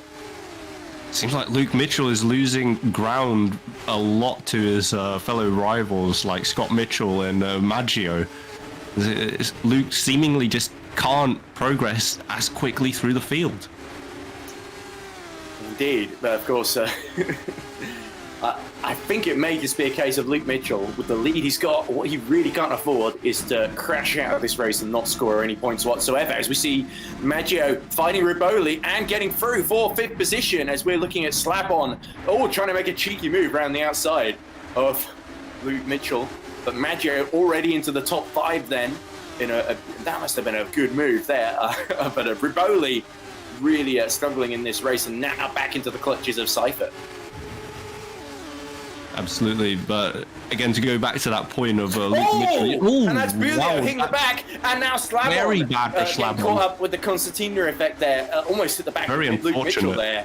But that all happened because Bulio sort of had nowhere to go with Butcher in front of him, hit the back of Butcher, and then Mitchell had nowhere to go, and Riboli hit the back of him. Yeah, just kind of an accordion effect. Not Riboli, sorry. The Slab-on. My mind's on Riboli at the moment. So with him being the man just under attacking there. So you can see Maggio already pulling a gap ahead of him. Maggio looking incredibly confident. I wouldn't bet against Maggio getting 2 podiums in a row here. Or 3, actually, if you count his win from Baku. Yeah, that's very true. Looking very strong in P5 and now hunting down the lead pack, and he's already just under 5 seconds off the leader. Meanwhile, Alex Fogue standing 18th, sets the fastest first sector of the race, 40.039 behind Bobby Vakunov. So Vakunov is creating a big hole in the air behind him for the KV86 powerhouse car. Or perhaps Alex Fogue has lost his front wing. He's getting low great speed down the straights again. But it's probably not that. And actually, Scott Mitchell-Marm now sets the fastest second sector of the race. Oh, that's hairy. Oh, he's lost his wings. There we go. Vakunov is actually the one missing wings there. I apologize to Alex Fogue. Wow. There we go. So big shame for Vakunov. So a chance of a top 15 and a point gone for our Academy grad, as this is Patterson losing out now to Mitchell-Marm. So Marm is following the trail left by Maggio through the order then. Mitchell-Marm, sorry. You can't just pick one last name. We're going to do both of them. But anyway, there we go. Confirmation and fastest lap of the race for Scott Mitchell-Marm, 149.9. Our winner in the race. But look at the train behind Bulio, behind a Butcher, Luke Mitchell, Filing, Slab-on, all squabbling away. And then Okkenhauger not far behind either. So that is going to run and run our battle in the top 15 through to the top 10. As there's Vakunov getting trying to stop being a Formula Ford car and get his wings back on. Up the inside goes Seifert, and down goes the ice cream down my gullet. Sorry. But anyway, Jørn Dix then rebuilding 1.2 ahead of Justin van der Smith. Yeah, I'm rebuilding my throat right now. And Maggio right ahead of Seifert still, putting pressure on Dan Hutt, who he's seen is a pretty hard man to pass unless your name's There's Piscan. Is that Piscan? Piscan. Oh, yes. Okay. You know, that makes sense, and I figured it out. You see, seeing it written down doesn't help me. Seeing it read out to me would help. I should have typed it into Google and got the sort of the text-to-speech thing to do it for me. But just every time he comes up in my commentary. Anyway, here is Luke Mitchell trying to put pressure on Chris Butcher, and Chris Butcher doing Mitchell Mom's work. He's doing dirty work for Luke Mitchell's brother, isn't he? Of keeping him behind in this race, but it's a tough job indeed. And Maggio has now got the tough job of going up the inside of Dan Hutt, but Hutt, to his credit, leaves plenty of room, driving very cleanly here, and that's Maggio into the top 4 now. So they're now being very kind to Maggio right now. Maggio is maybe he thought there was no point fighting that. Yeah, that's true. But look at this. Chance in this race. The slipstream behind. Here we go. I think the slipstream is kicking in. Yeah. Yeah, not DRS though. Maggio's still got that. So, and a little bit of contact, almost squeezed in the wall there, but Maggio did leave just enough space to avoid any major contact. A slab on, holding on to that top 15 at the moment. This Magnus has gone past slab on now, actually. Slab on was in P14 just before the slab. Oh, excellent point, actually. I didn't notice that. I've not been keeping tabs on Ockenhaug like you have, so thanks for doing that for me, James. Yeah, keeping a very close eye on Magnus. Yeah, and Bulio is now the one challenging Butcher, so he's been able to get through on Luke Mitchell, but Mitchell, to his credit, up to the top 12, so he was 14th earlier, and now Piscan is now going to have to defend very heavily from Maggio. The gap up front, 1 second, so Van der Smissen has been slowly closing in on Jørn Dix, who's been doing a brilliant job from that pole position, as up the inside goes Mitchell. And he makes a bit of contact with, that must be Bulio. So that's the sort of thing Luke Mitchell can't afford to do, needs to bank the points here and hold on to that championship lead in FS2 with just a few laps remaining and then 5 laps to go. Luke Mitchell is really in a pinch here. He needs to weigh his risks, but at the same time, he's just been stuck in P12 for far too long now. So it's either settling for P12 or he really needs to try and risk it and get up the grid as soon as possible since laps are running low. Yeah, slab on, really applying pressure then to the back of Magnus Ockenhaug. But Ockenhaug keeping to the middle of the road as much as possible. And the Hutt Performance car, look at that rear wing. He's not going to get DRS, but slab on behind definitely is, if he stays where he is at the present moment. We go then, and is slab on going to be able to counter-attack then through the final corner? They go out of turn 27, and he's got a beautiful run here, Jan. Yeah, looks like Magnus might be running quite a fair bit less wing. Look at that. He's actually pulling slightly away from Schlabon on the straight. And he's got DRS on. Yeah, Hutt Performance going for a low drag set, but Maggio is through on Piscan. Oh, that is a dive. On up the inside, and Ockenhaug was very cooperative there. But that was brilliant under brakes then from Dominic Slabon to get back into the top 14 then, past his rival Ockenhaug. But I think Ockenhaug is getting a counter-attack before this race is over. Maggio, meanwhile, the big winner so far in this race, gaining 9 places, but can he win outright? What's the gap then? To Van der Smissen ahead, 2.2. Always that closable in the time he's got left with the pace that Maggio's been doing. I wouldn't put it past him. It'll be tight, but it's absolutely and doable. Cypher up the inside then of Dan Hutt. And is Scott Mitchell-Marm going to follow him through round the outside then? So Dan Hutt's sort of a sitting duck here, isn't he? Yep, it's very much a train that we're looking forward to see what will happen towards the end of the race. But so far, I'm keeping now a close eye on that gap between Maggio and Justin Van der Smissen, whether that will close up enough or whether it will just be a bit too far. Yeah, crucial points in the championship for our second place in the points. Roy Seifert then to clear Dan Hutt. Can he catch up to Piscan before the race ends? And Reading Game, 4th would be their best result of the season. So Mateus just needs to hold on to where he is. He's got a big gap to Seifert then. But if he can hold on to, keep getting that DRS from Maggio. But Dan Hutt up the inside then. That is brave then on Roy Seifert, and Seifert cooperates. It's a good move, but he still needs the straight line speed going into turn 1 and 2. Yeah, 5 laps remaining now, so it was 6 laps earlier, and Mitchell-Marm, he's got to pick who to slip. Oh, look at this. Here. Oh my. Is he's this going to go to up be the inside of both of them. Here we go, into turn 1. Wow. And Dan Hutt just controls the middle of the road, and Seifert now side by side with Mitchell-Marm as they go through turn 2. And Mitchell-Marm has got the inside then as they go into 3, 4, and 5. And that's annoying for Seifert then. place, lost in all of that because of Dan Hutt starting that chain of events by diving up the inside and almost touching wheels there. Great racing. Yeah, very clean Absolutely so far. great. But will Seifert get frustrated then with Mitchell Malm coming from 15th as far back as they can send you after winning race 1? It was 14th, wasn't it? No, it was 15th because of the error with Koivunen, wasn't it? Right, yeah. Spun into turn 1. Here we go then, Slabon. He's not giving up, now fighting with Filin. So Slabon is really gaining ground in this race with his low drag setup. Wow, he's really up the inside now. then into turn, that's 27, isn't it? Or no, Yeah. it's turn 20, isn't it? Because there's about 10 more corners and then you get to 27, isn't it? Yeah, my bad. But yeah, well done, Slabon. He's really up the pace now. And the for gap final up front laps has closed dramatically. Jørn Dix has really started to lose time to Van der Smissen. Oh, you're absolutely right. But look at the lead. They're only 1/10 separated now, Jørn Dix and Justin. Wow. Yeah, so Dennehan told us to watch out for Justin Van der Smissen. And the VMS driver senses victory is on offer here if he can get in the slipstream, find a way through on Jørn Dix. But Dix will defend like a mad thing. You know, this could be really bad. Look at Maggio. Maggio's closing in rapidly as well. He's soon under 2 seconds. As Mitchell Malm finally gets back through on Dan Hutt then. So Dan Hutt, I think, starting to squabble away and cause problems for our race 1 winner as he gets back into the top 5. And that's great for Pizchan, allowing him to sort of just keep behind. He's actually kept with. Oh my God, this is 3 wide. And wow. that's Dan Hutt again in a battle, and this time with Mitchell Malm again. And again, he sweeps around the outside and tries to back him into Roy Seifert. And Seifert, he's not going to make a move into his bogey corner of turn 2. Oh my. He knows how that would end. Now Slabon Even up more the action. inside of Filin. And These guys are so entertaining. Alex Folks holding on to that final points paying position.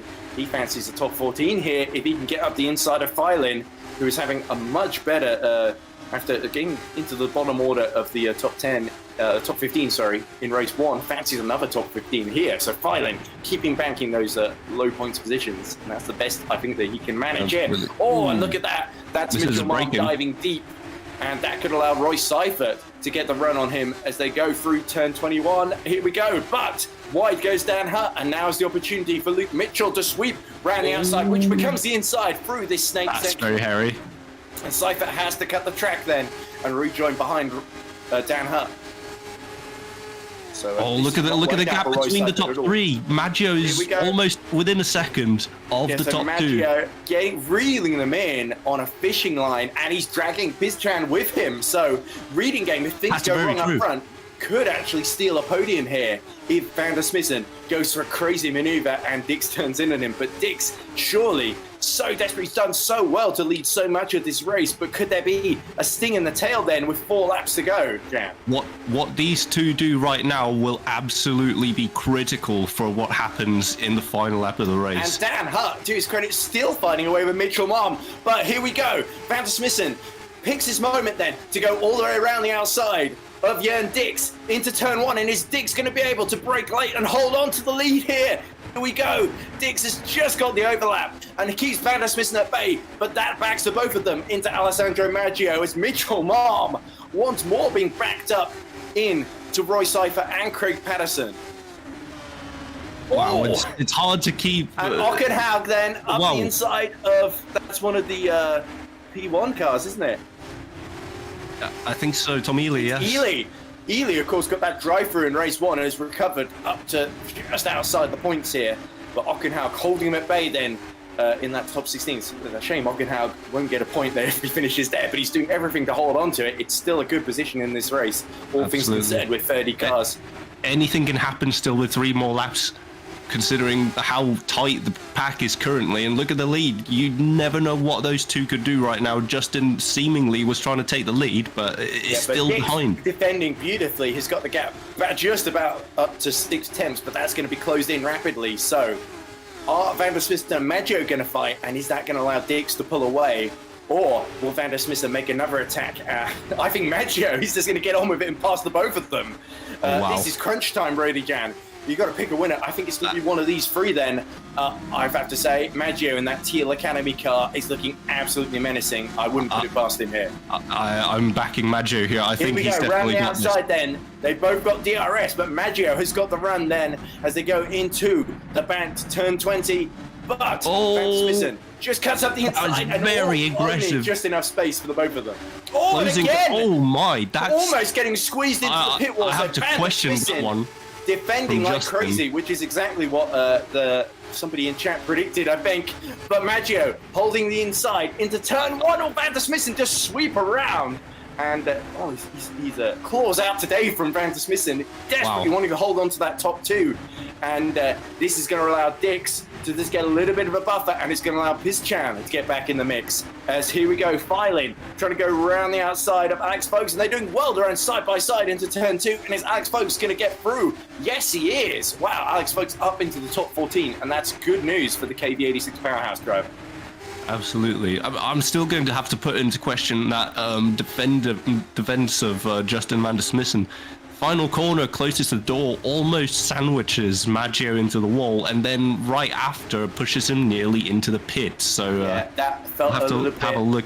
Hungry 2010 between Barrichello and Schumacher, didn't it? Absolutely. That's exactly what I had pictured in my mind. But yeah, we'll have to see what happens. It's still a few more laps to go. Maggio did well to back out and not get his front wing sort of taken off there. So Maggio showing a great deal of maturity. As we see, Riboli has been pushed back to teammate Luke Mitchell. Could there be team orders at Alpha Sierra to help Luke Mitchell in the Drivers' Championship? Here we go. Maggio fancies another run. It doesn't look like Jörn Dix has been able to pull away all that much. So Van der Smissen still in the mix for victory. Pischan starting to be dropped by the top 3 again. So he's hoping they tangle here as we approach the final lap. This is absolutely race critical now for all the top 3. Is this 3 wide? And Jörn Dix is going to have to fight like crazy to defend the inside. Maggio backs out very early. Maggio, has he lost his front wing? Maggio's lost his front wing! Going really wide. He just hit the wall on his own. And Maggio, he's going to have to just go for the final lap going into the pits, and he could get in trouble with the stewards there. As Pischan back on the podium here, but Maggio will be faster down the straight. He's not going to have anything in the corners though, but Jörn Dix has got his mirrors absolutely full of the VMS of Jörn Dix Van der Smissen. Van der Smissen fancies stealing the win on the final lap, and Jörn Dix will have to drive the brightest Red Ven car you've ever seen. And the Red Ven team prints up. Oh, Maggio with no front downforce goes absolutely wide. He's going to have to let Pischan through, and Mitchell Marm surely will breeze through as well. So this is really a disaster for Maggio, but he could still get a decent finish here. I wonder if he's going to get penalised for not coming in for a new front wing at the beginning of the final lap, because I'm pretty sure there's a rule against. It's frowned upon generally. Well, in fairness to him, he lost it right before, so and he's there we go. He has to let Mitchell Marm through. Yeah. So he's just going to have to, if people catch him and it's before the final straight, then he can't really fight, can he? He has to just stay out of the way. And this is a really difficult situation for everyone. But through Tommy Ely gets another penalty for, I presume, for track limits or something. And he gets hit up the back by Riboli there. But Riboli does well to hold on to his own front. Squeezes! Bulio! Oh my goodness me. So Bulio, did he get going again in the top 10? And definitely, if Maggio wasn't in trouble before, he is now. Van der Smissen, meanwhile, still 8 tenths behind Jörn Dix. It's going to have to be a last-ditch attempt. Jörn Dix has driven absolutely excellently to hold on to that lead, and I think Van der Smissen is a little bit too far back then to steal the win here. Yeah, man, that is such a shame with how the race ended for Maggio, but again, well done for Jörn Dix as he comes through the final corner to win the race. Van der Smissen weaving. I think he knows he's not close enough. Jörn Dix, here we go. Race 2 in Saudi Arabia goes to Red Ven and Jörn Dix. And that's an excellent drive from pole position. Nobody could pass him. But here we go. Close towards line. Dan Hutt holds on to 5th from Roy Cypher. But let's not forget. And here we go. Filing is going to hold on to that side by side. It's a photo finish. Take it away. No, he can't. And Filing holds on to top 12. Brilliant drive from Filing, actually, considering where he started in this race, to be honest. But there we go. Ockenhaug will beat Ely and just behind Alex Folks then. But wow. Let's not forget Pischan taking Reading Game's first podium here in FS2. That's a big achievement then. So although Maggio will be disappointed falling down to 14th in the end, we'll get a couple of points as we see Jörn Dix doing celebratory donuts, and why not? He didn't put a foot wrong all through those 13 laps there. I think that was an absolutely beautiful drive there. That's very, very well done to Jörn Dix. Kept his head cool under all that pressure from everyone behind him, and Justin with that one move could have upset that all, but Jan Dix kept very good defense and very much props to him. And let's not also forget, by the way, because easy to forget, Scott Mitchell-Marm, after a brilliant battle with Dan Hutt and Roy Seifert, went from 15th to 4th. So our big gainer in the end was not Maggio, it was Mitchell-Marm.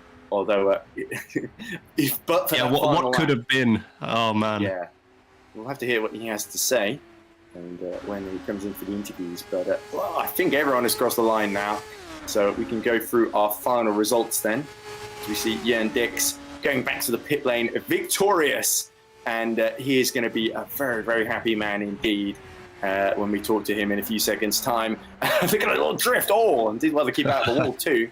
So absolutely nothing could stop him from winning that race in the 71. Justin van der Smissen takes second for VMS. Some interesting defending, but I think he might just get away with that one, because Maggio backed out. If anything, Matthias Bizichan takes Reading Game's first podium, so Tom Dillon is going to be over the moon with that. That's a big achievement, especially after what happened in race 2 in Azerbaijan with that crash taking him out. Scott Mitchell-Marm finishes 4th ahead of Dan Hutt.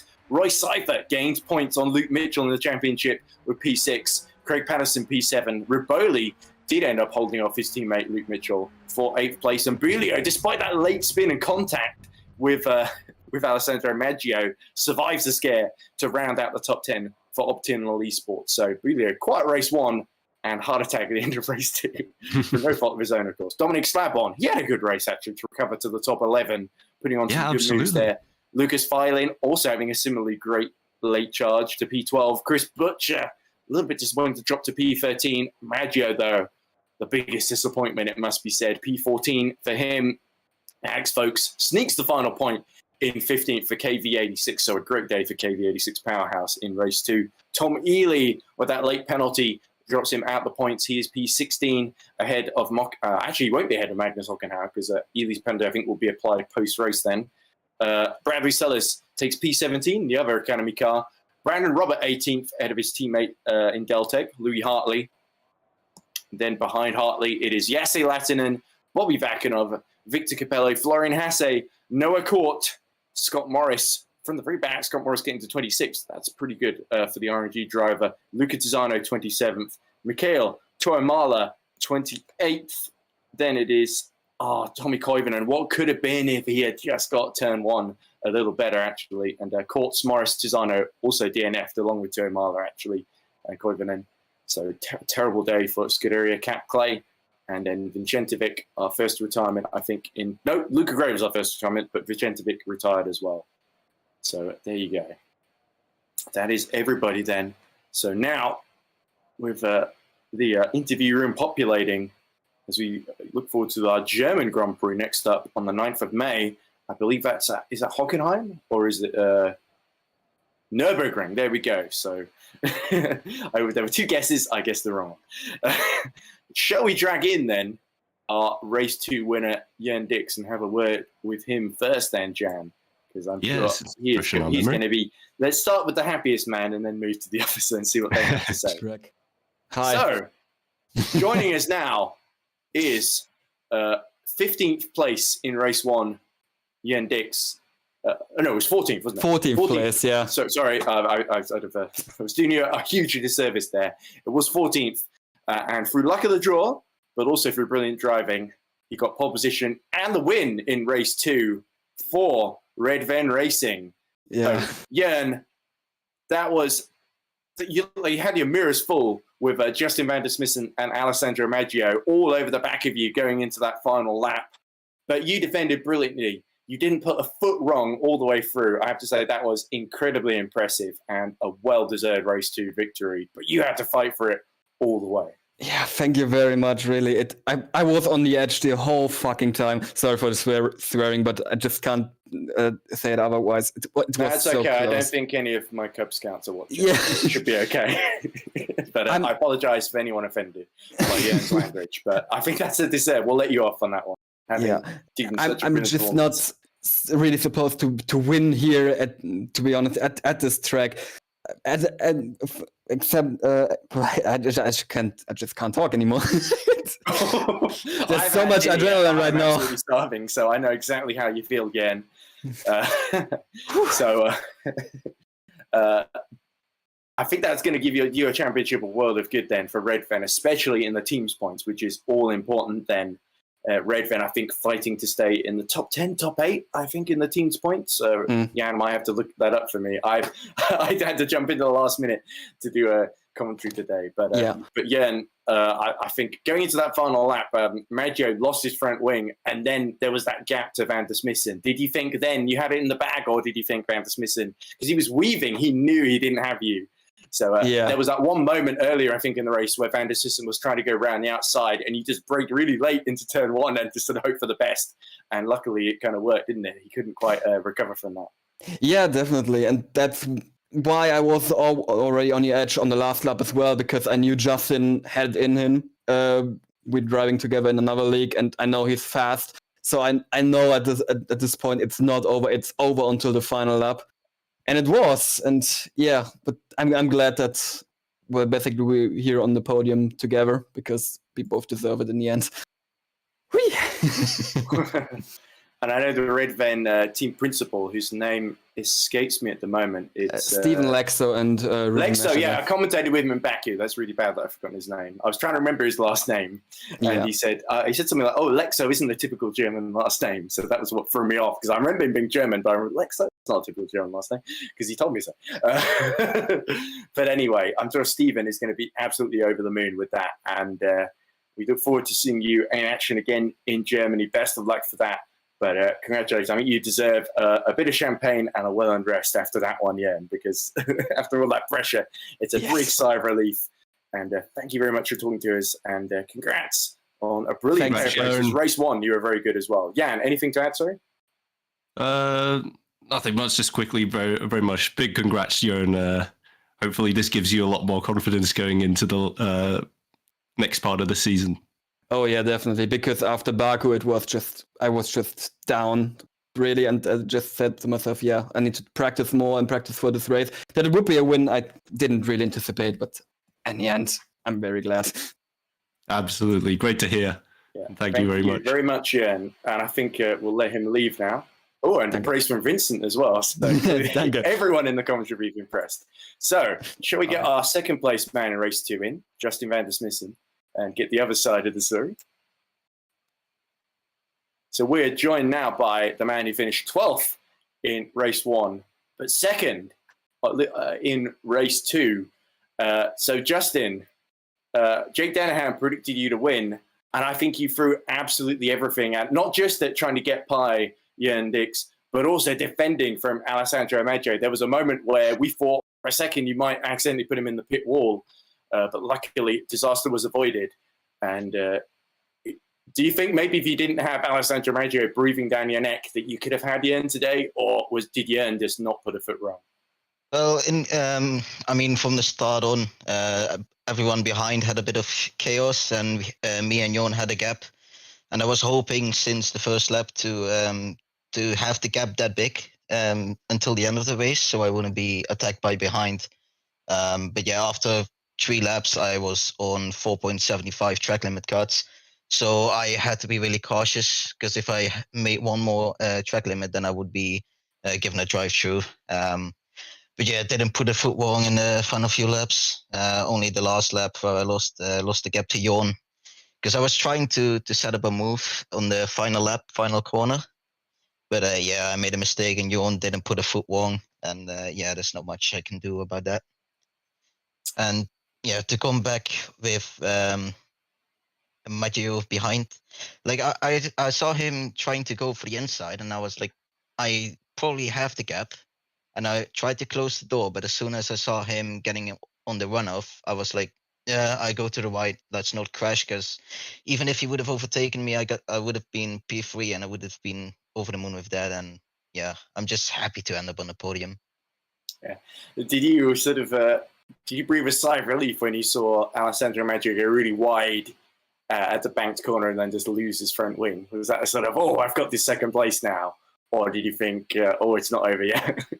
Well, to be honest with you, I didn't even see that. I was so focused. So focused on Jörn in front of you. Yeah, I was so focused to Jörn in front of me, because I know from different racing, when you look behind, you lose the gap to behind. And so I was like, do not look behind, keep looking forward. And since the free right moment in the final corner, I thought like, let's keep it straight so Maggio can't turn in, because then I have the better exit. And yeah, after I think the second DRS zone, I saw the gap to Maggio and I was like, what happened to him? And from there on, yeah, I was just driving to the end because there was no way that I was overtaking Jorn by the mistake I made earlier. So yeah. Yeah, well, it was still, you gave it absolutely everything, and that is still, I think, the first podium for VMS Sun Edits in FS2, which I think is a great honor. I think they're going to be, you and them are going to be over the moon with that, the Dutch squad. Yep, yeah, I'm just really happy to end up P2. Of course, I wanted to win, but to see Jorn, as he probably said as well, because I was watching the interview, teammates in a different league. Yeah, it's just great to see him on the podium because we became great and close friends over the years with the sim racing, and yeah, to end up on the podium together, that's just awesome. Yeah, and it was absolutely really clean driving by you, especially when you tried to go around the outside into turn one. And it was a shame for you that it didn't quite work out, but I think you can honestly say you didn't leave anything on the table today. Anything to add, Jan? Or should we let Justin enjoy his podium and get off? Just quickly, how do you feel with the championship now that you've got a second place finish now under your belt? What are you looking forward to for the rest of the season now? Well, I hope to get more podiums, of course, during the season. But I think this is maybe my 6th or 7th race consecutive in the points. So I just try to continue that line, try to stay in that form, try to get more points for the team.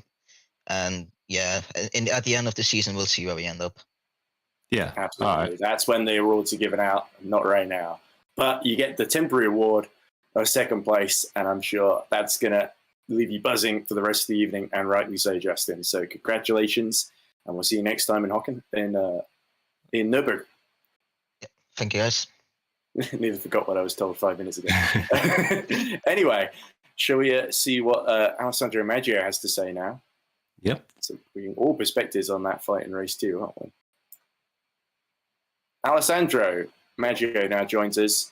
3rd place in race 1, and sadly was looking so good. It was such a great first 12 laps in race 2, but then the front wing unfortunately falling off, and 14th place in the end in race 2. So let's start with the positives then. Let's start with race 1. Amazing start.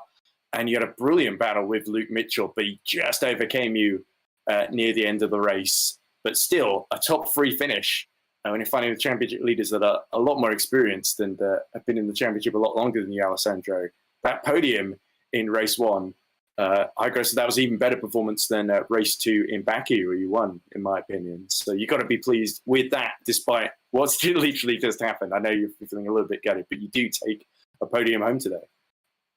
Well, yeah, I just didn't want it to end this way, but, you know, looking at race 1, I think I'm pretty happy with how it went. I had a really good battle with Luke, and this means I'm getting up to pace as well and, you know, building up experience on track and how to defend. So that's good. And yeah, race 2, I was looking so good until that final lap you mentioned, and then... yeah, I just binned it because I'm just stupid. It was my fault. It happens to the best of us, Alessandro. And you put on an absolutely excellent show up to that point, making your way through the field. Of all the podium finishes, you were by far the best at just making your way through the pack, and you always seem to go for the gaps at exactly the right moment. And there was a moment a few laps earlier where you and Justin van der Smissen, that we just talked to, got very, very close. And I thought van der Smissen was going to put you in the pit wall for a second because you were on the inside. What were you thinking in that moment? Were you like, I better back out here or I'll lose my front wing? Or was it sort of just you were hoping to get through and then van der Smissen just cut you off?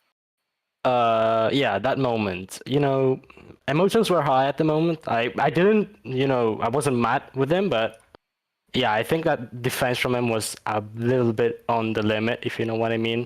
I got really, really close to crashing into the pit wall, but in the end, no major damage done. So yeah, I mean, I knew I could get him, but yeah, that happened, and yep, that's it.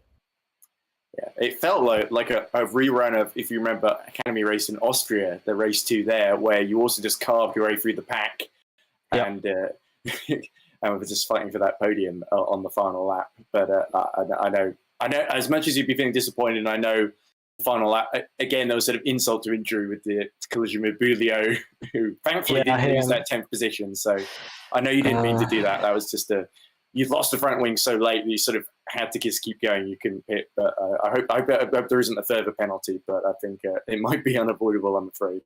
Yeah, I mean, if I get a penalty, it's 100% deserved. I didn't mean to. What happened to Maxime? But the thing is, I got shoved off track.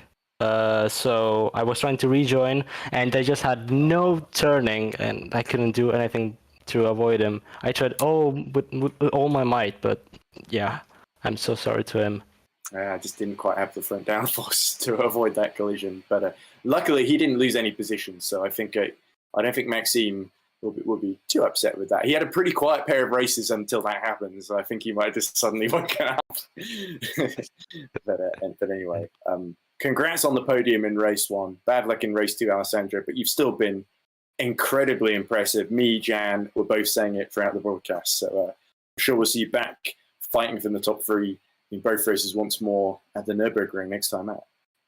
Thank you so much. Thank you. And of course, we'll see you back in Academy. So before we send you off, Maggio, I just want to add as well, absolutely do not feel bad about your mistakes here. I've done plenty of similar stuff in the past.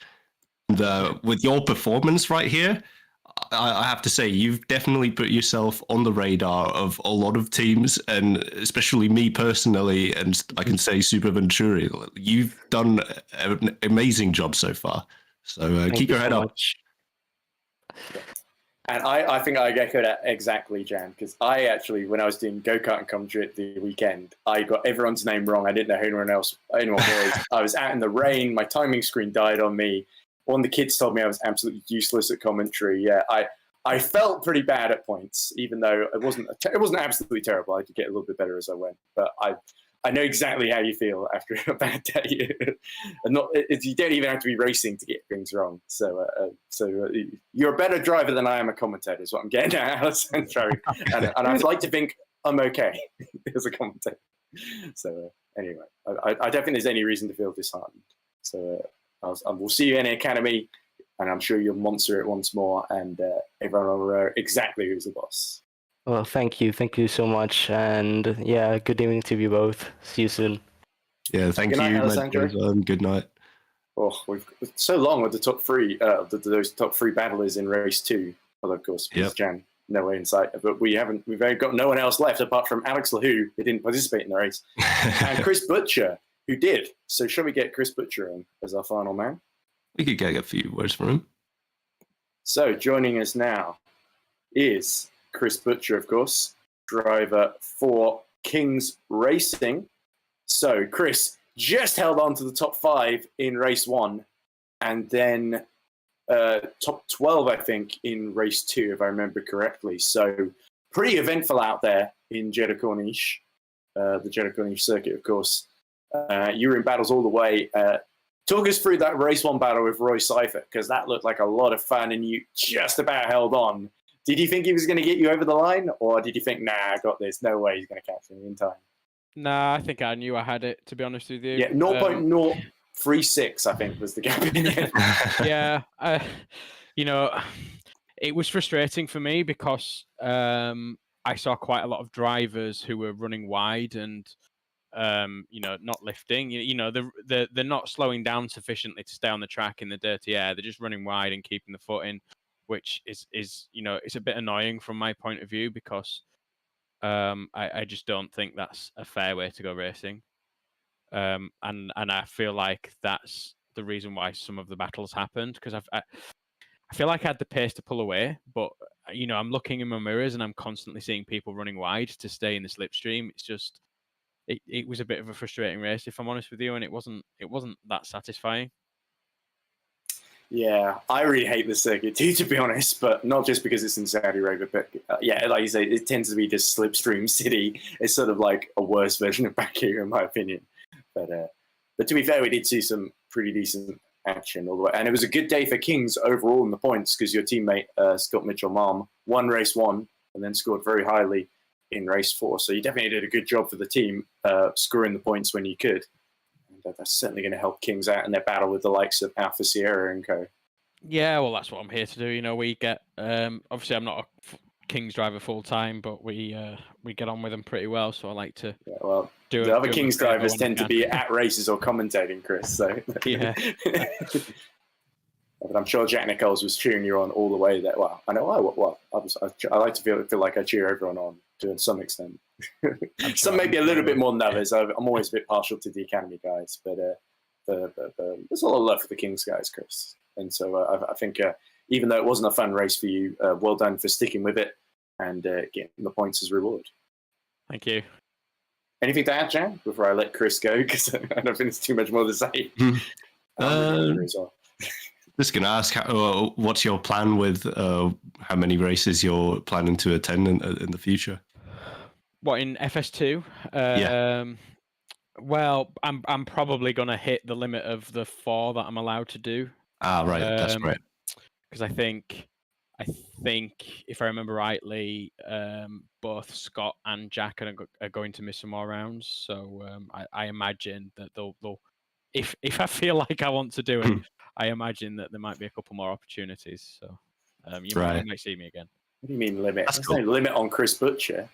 Someone should just No, leave the car open for you. There's a regulation which says that you can only do 4 races in a particular series as a reserve driver. Oh, I thought there was a specific rule against you driving more than 4 races, Chris. The Chris Butcher rule, as it were. But no, that's ridiculous, obviously. Anyway, thank you very much for coming to talk to us, Chris. And well done on that top 5 in race 1. And I look forward to seeing you in action soon. And I'm sure you're going to put in another amazing fight for us next time we see you out on track. Thank you. I'll do my best. I'm sure you will. And I'll do mine too. But anyway, so as the last of our drivers exits the commentary box, then Jan, let's reflect on a pair of pretty intense races. It's very appropriate that there's a sword in the flag of Saudi Arabia that I'm just looking at on the interview screen now, because sword to a cross today in both races. And I think there was that crazy fight. We're just talking about Chris Butcher versus Cypher. I think Mitchell versus Maggio. And then, of course, race 2, everyone fighting each other up and down the field. But and Dix holding off both Justin Vandersmissen and Maggio in that epic fight. And Scott Mitchell-Malm also making his way through the field. And Dan Hutt, shout out to Dan Hutt, I think put in a very good drive too. And Busy Chan getting that first podium for Reading Game. So a lot of firsts today. And I think we look forward then. I guess Nürburgring is going to be very, very interesting now with the state of play. Luke Mitchell being closed in a little bit after maybe not quite having things his own way. Yeah, absolutely. And this round definitely serves as a pointer for also our upper series coming up not too long after this one.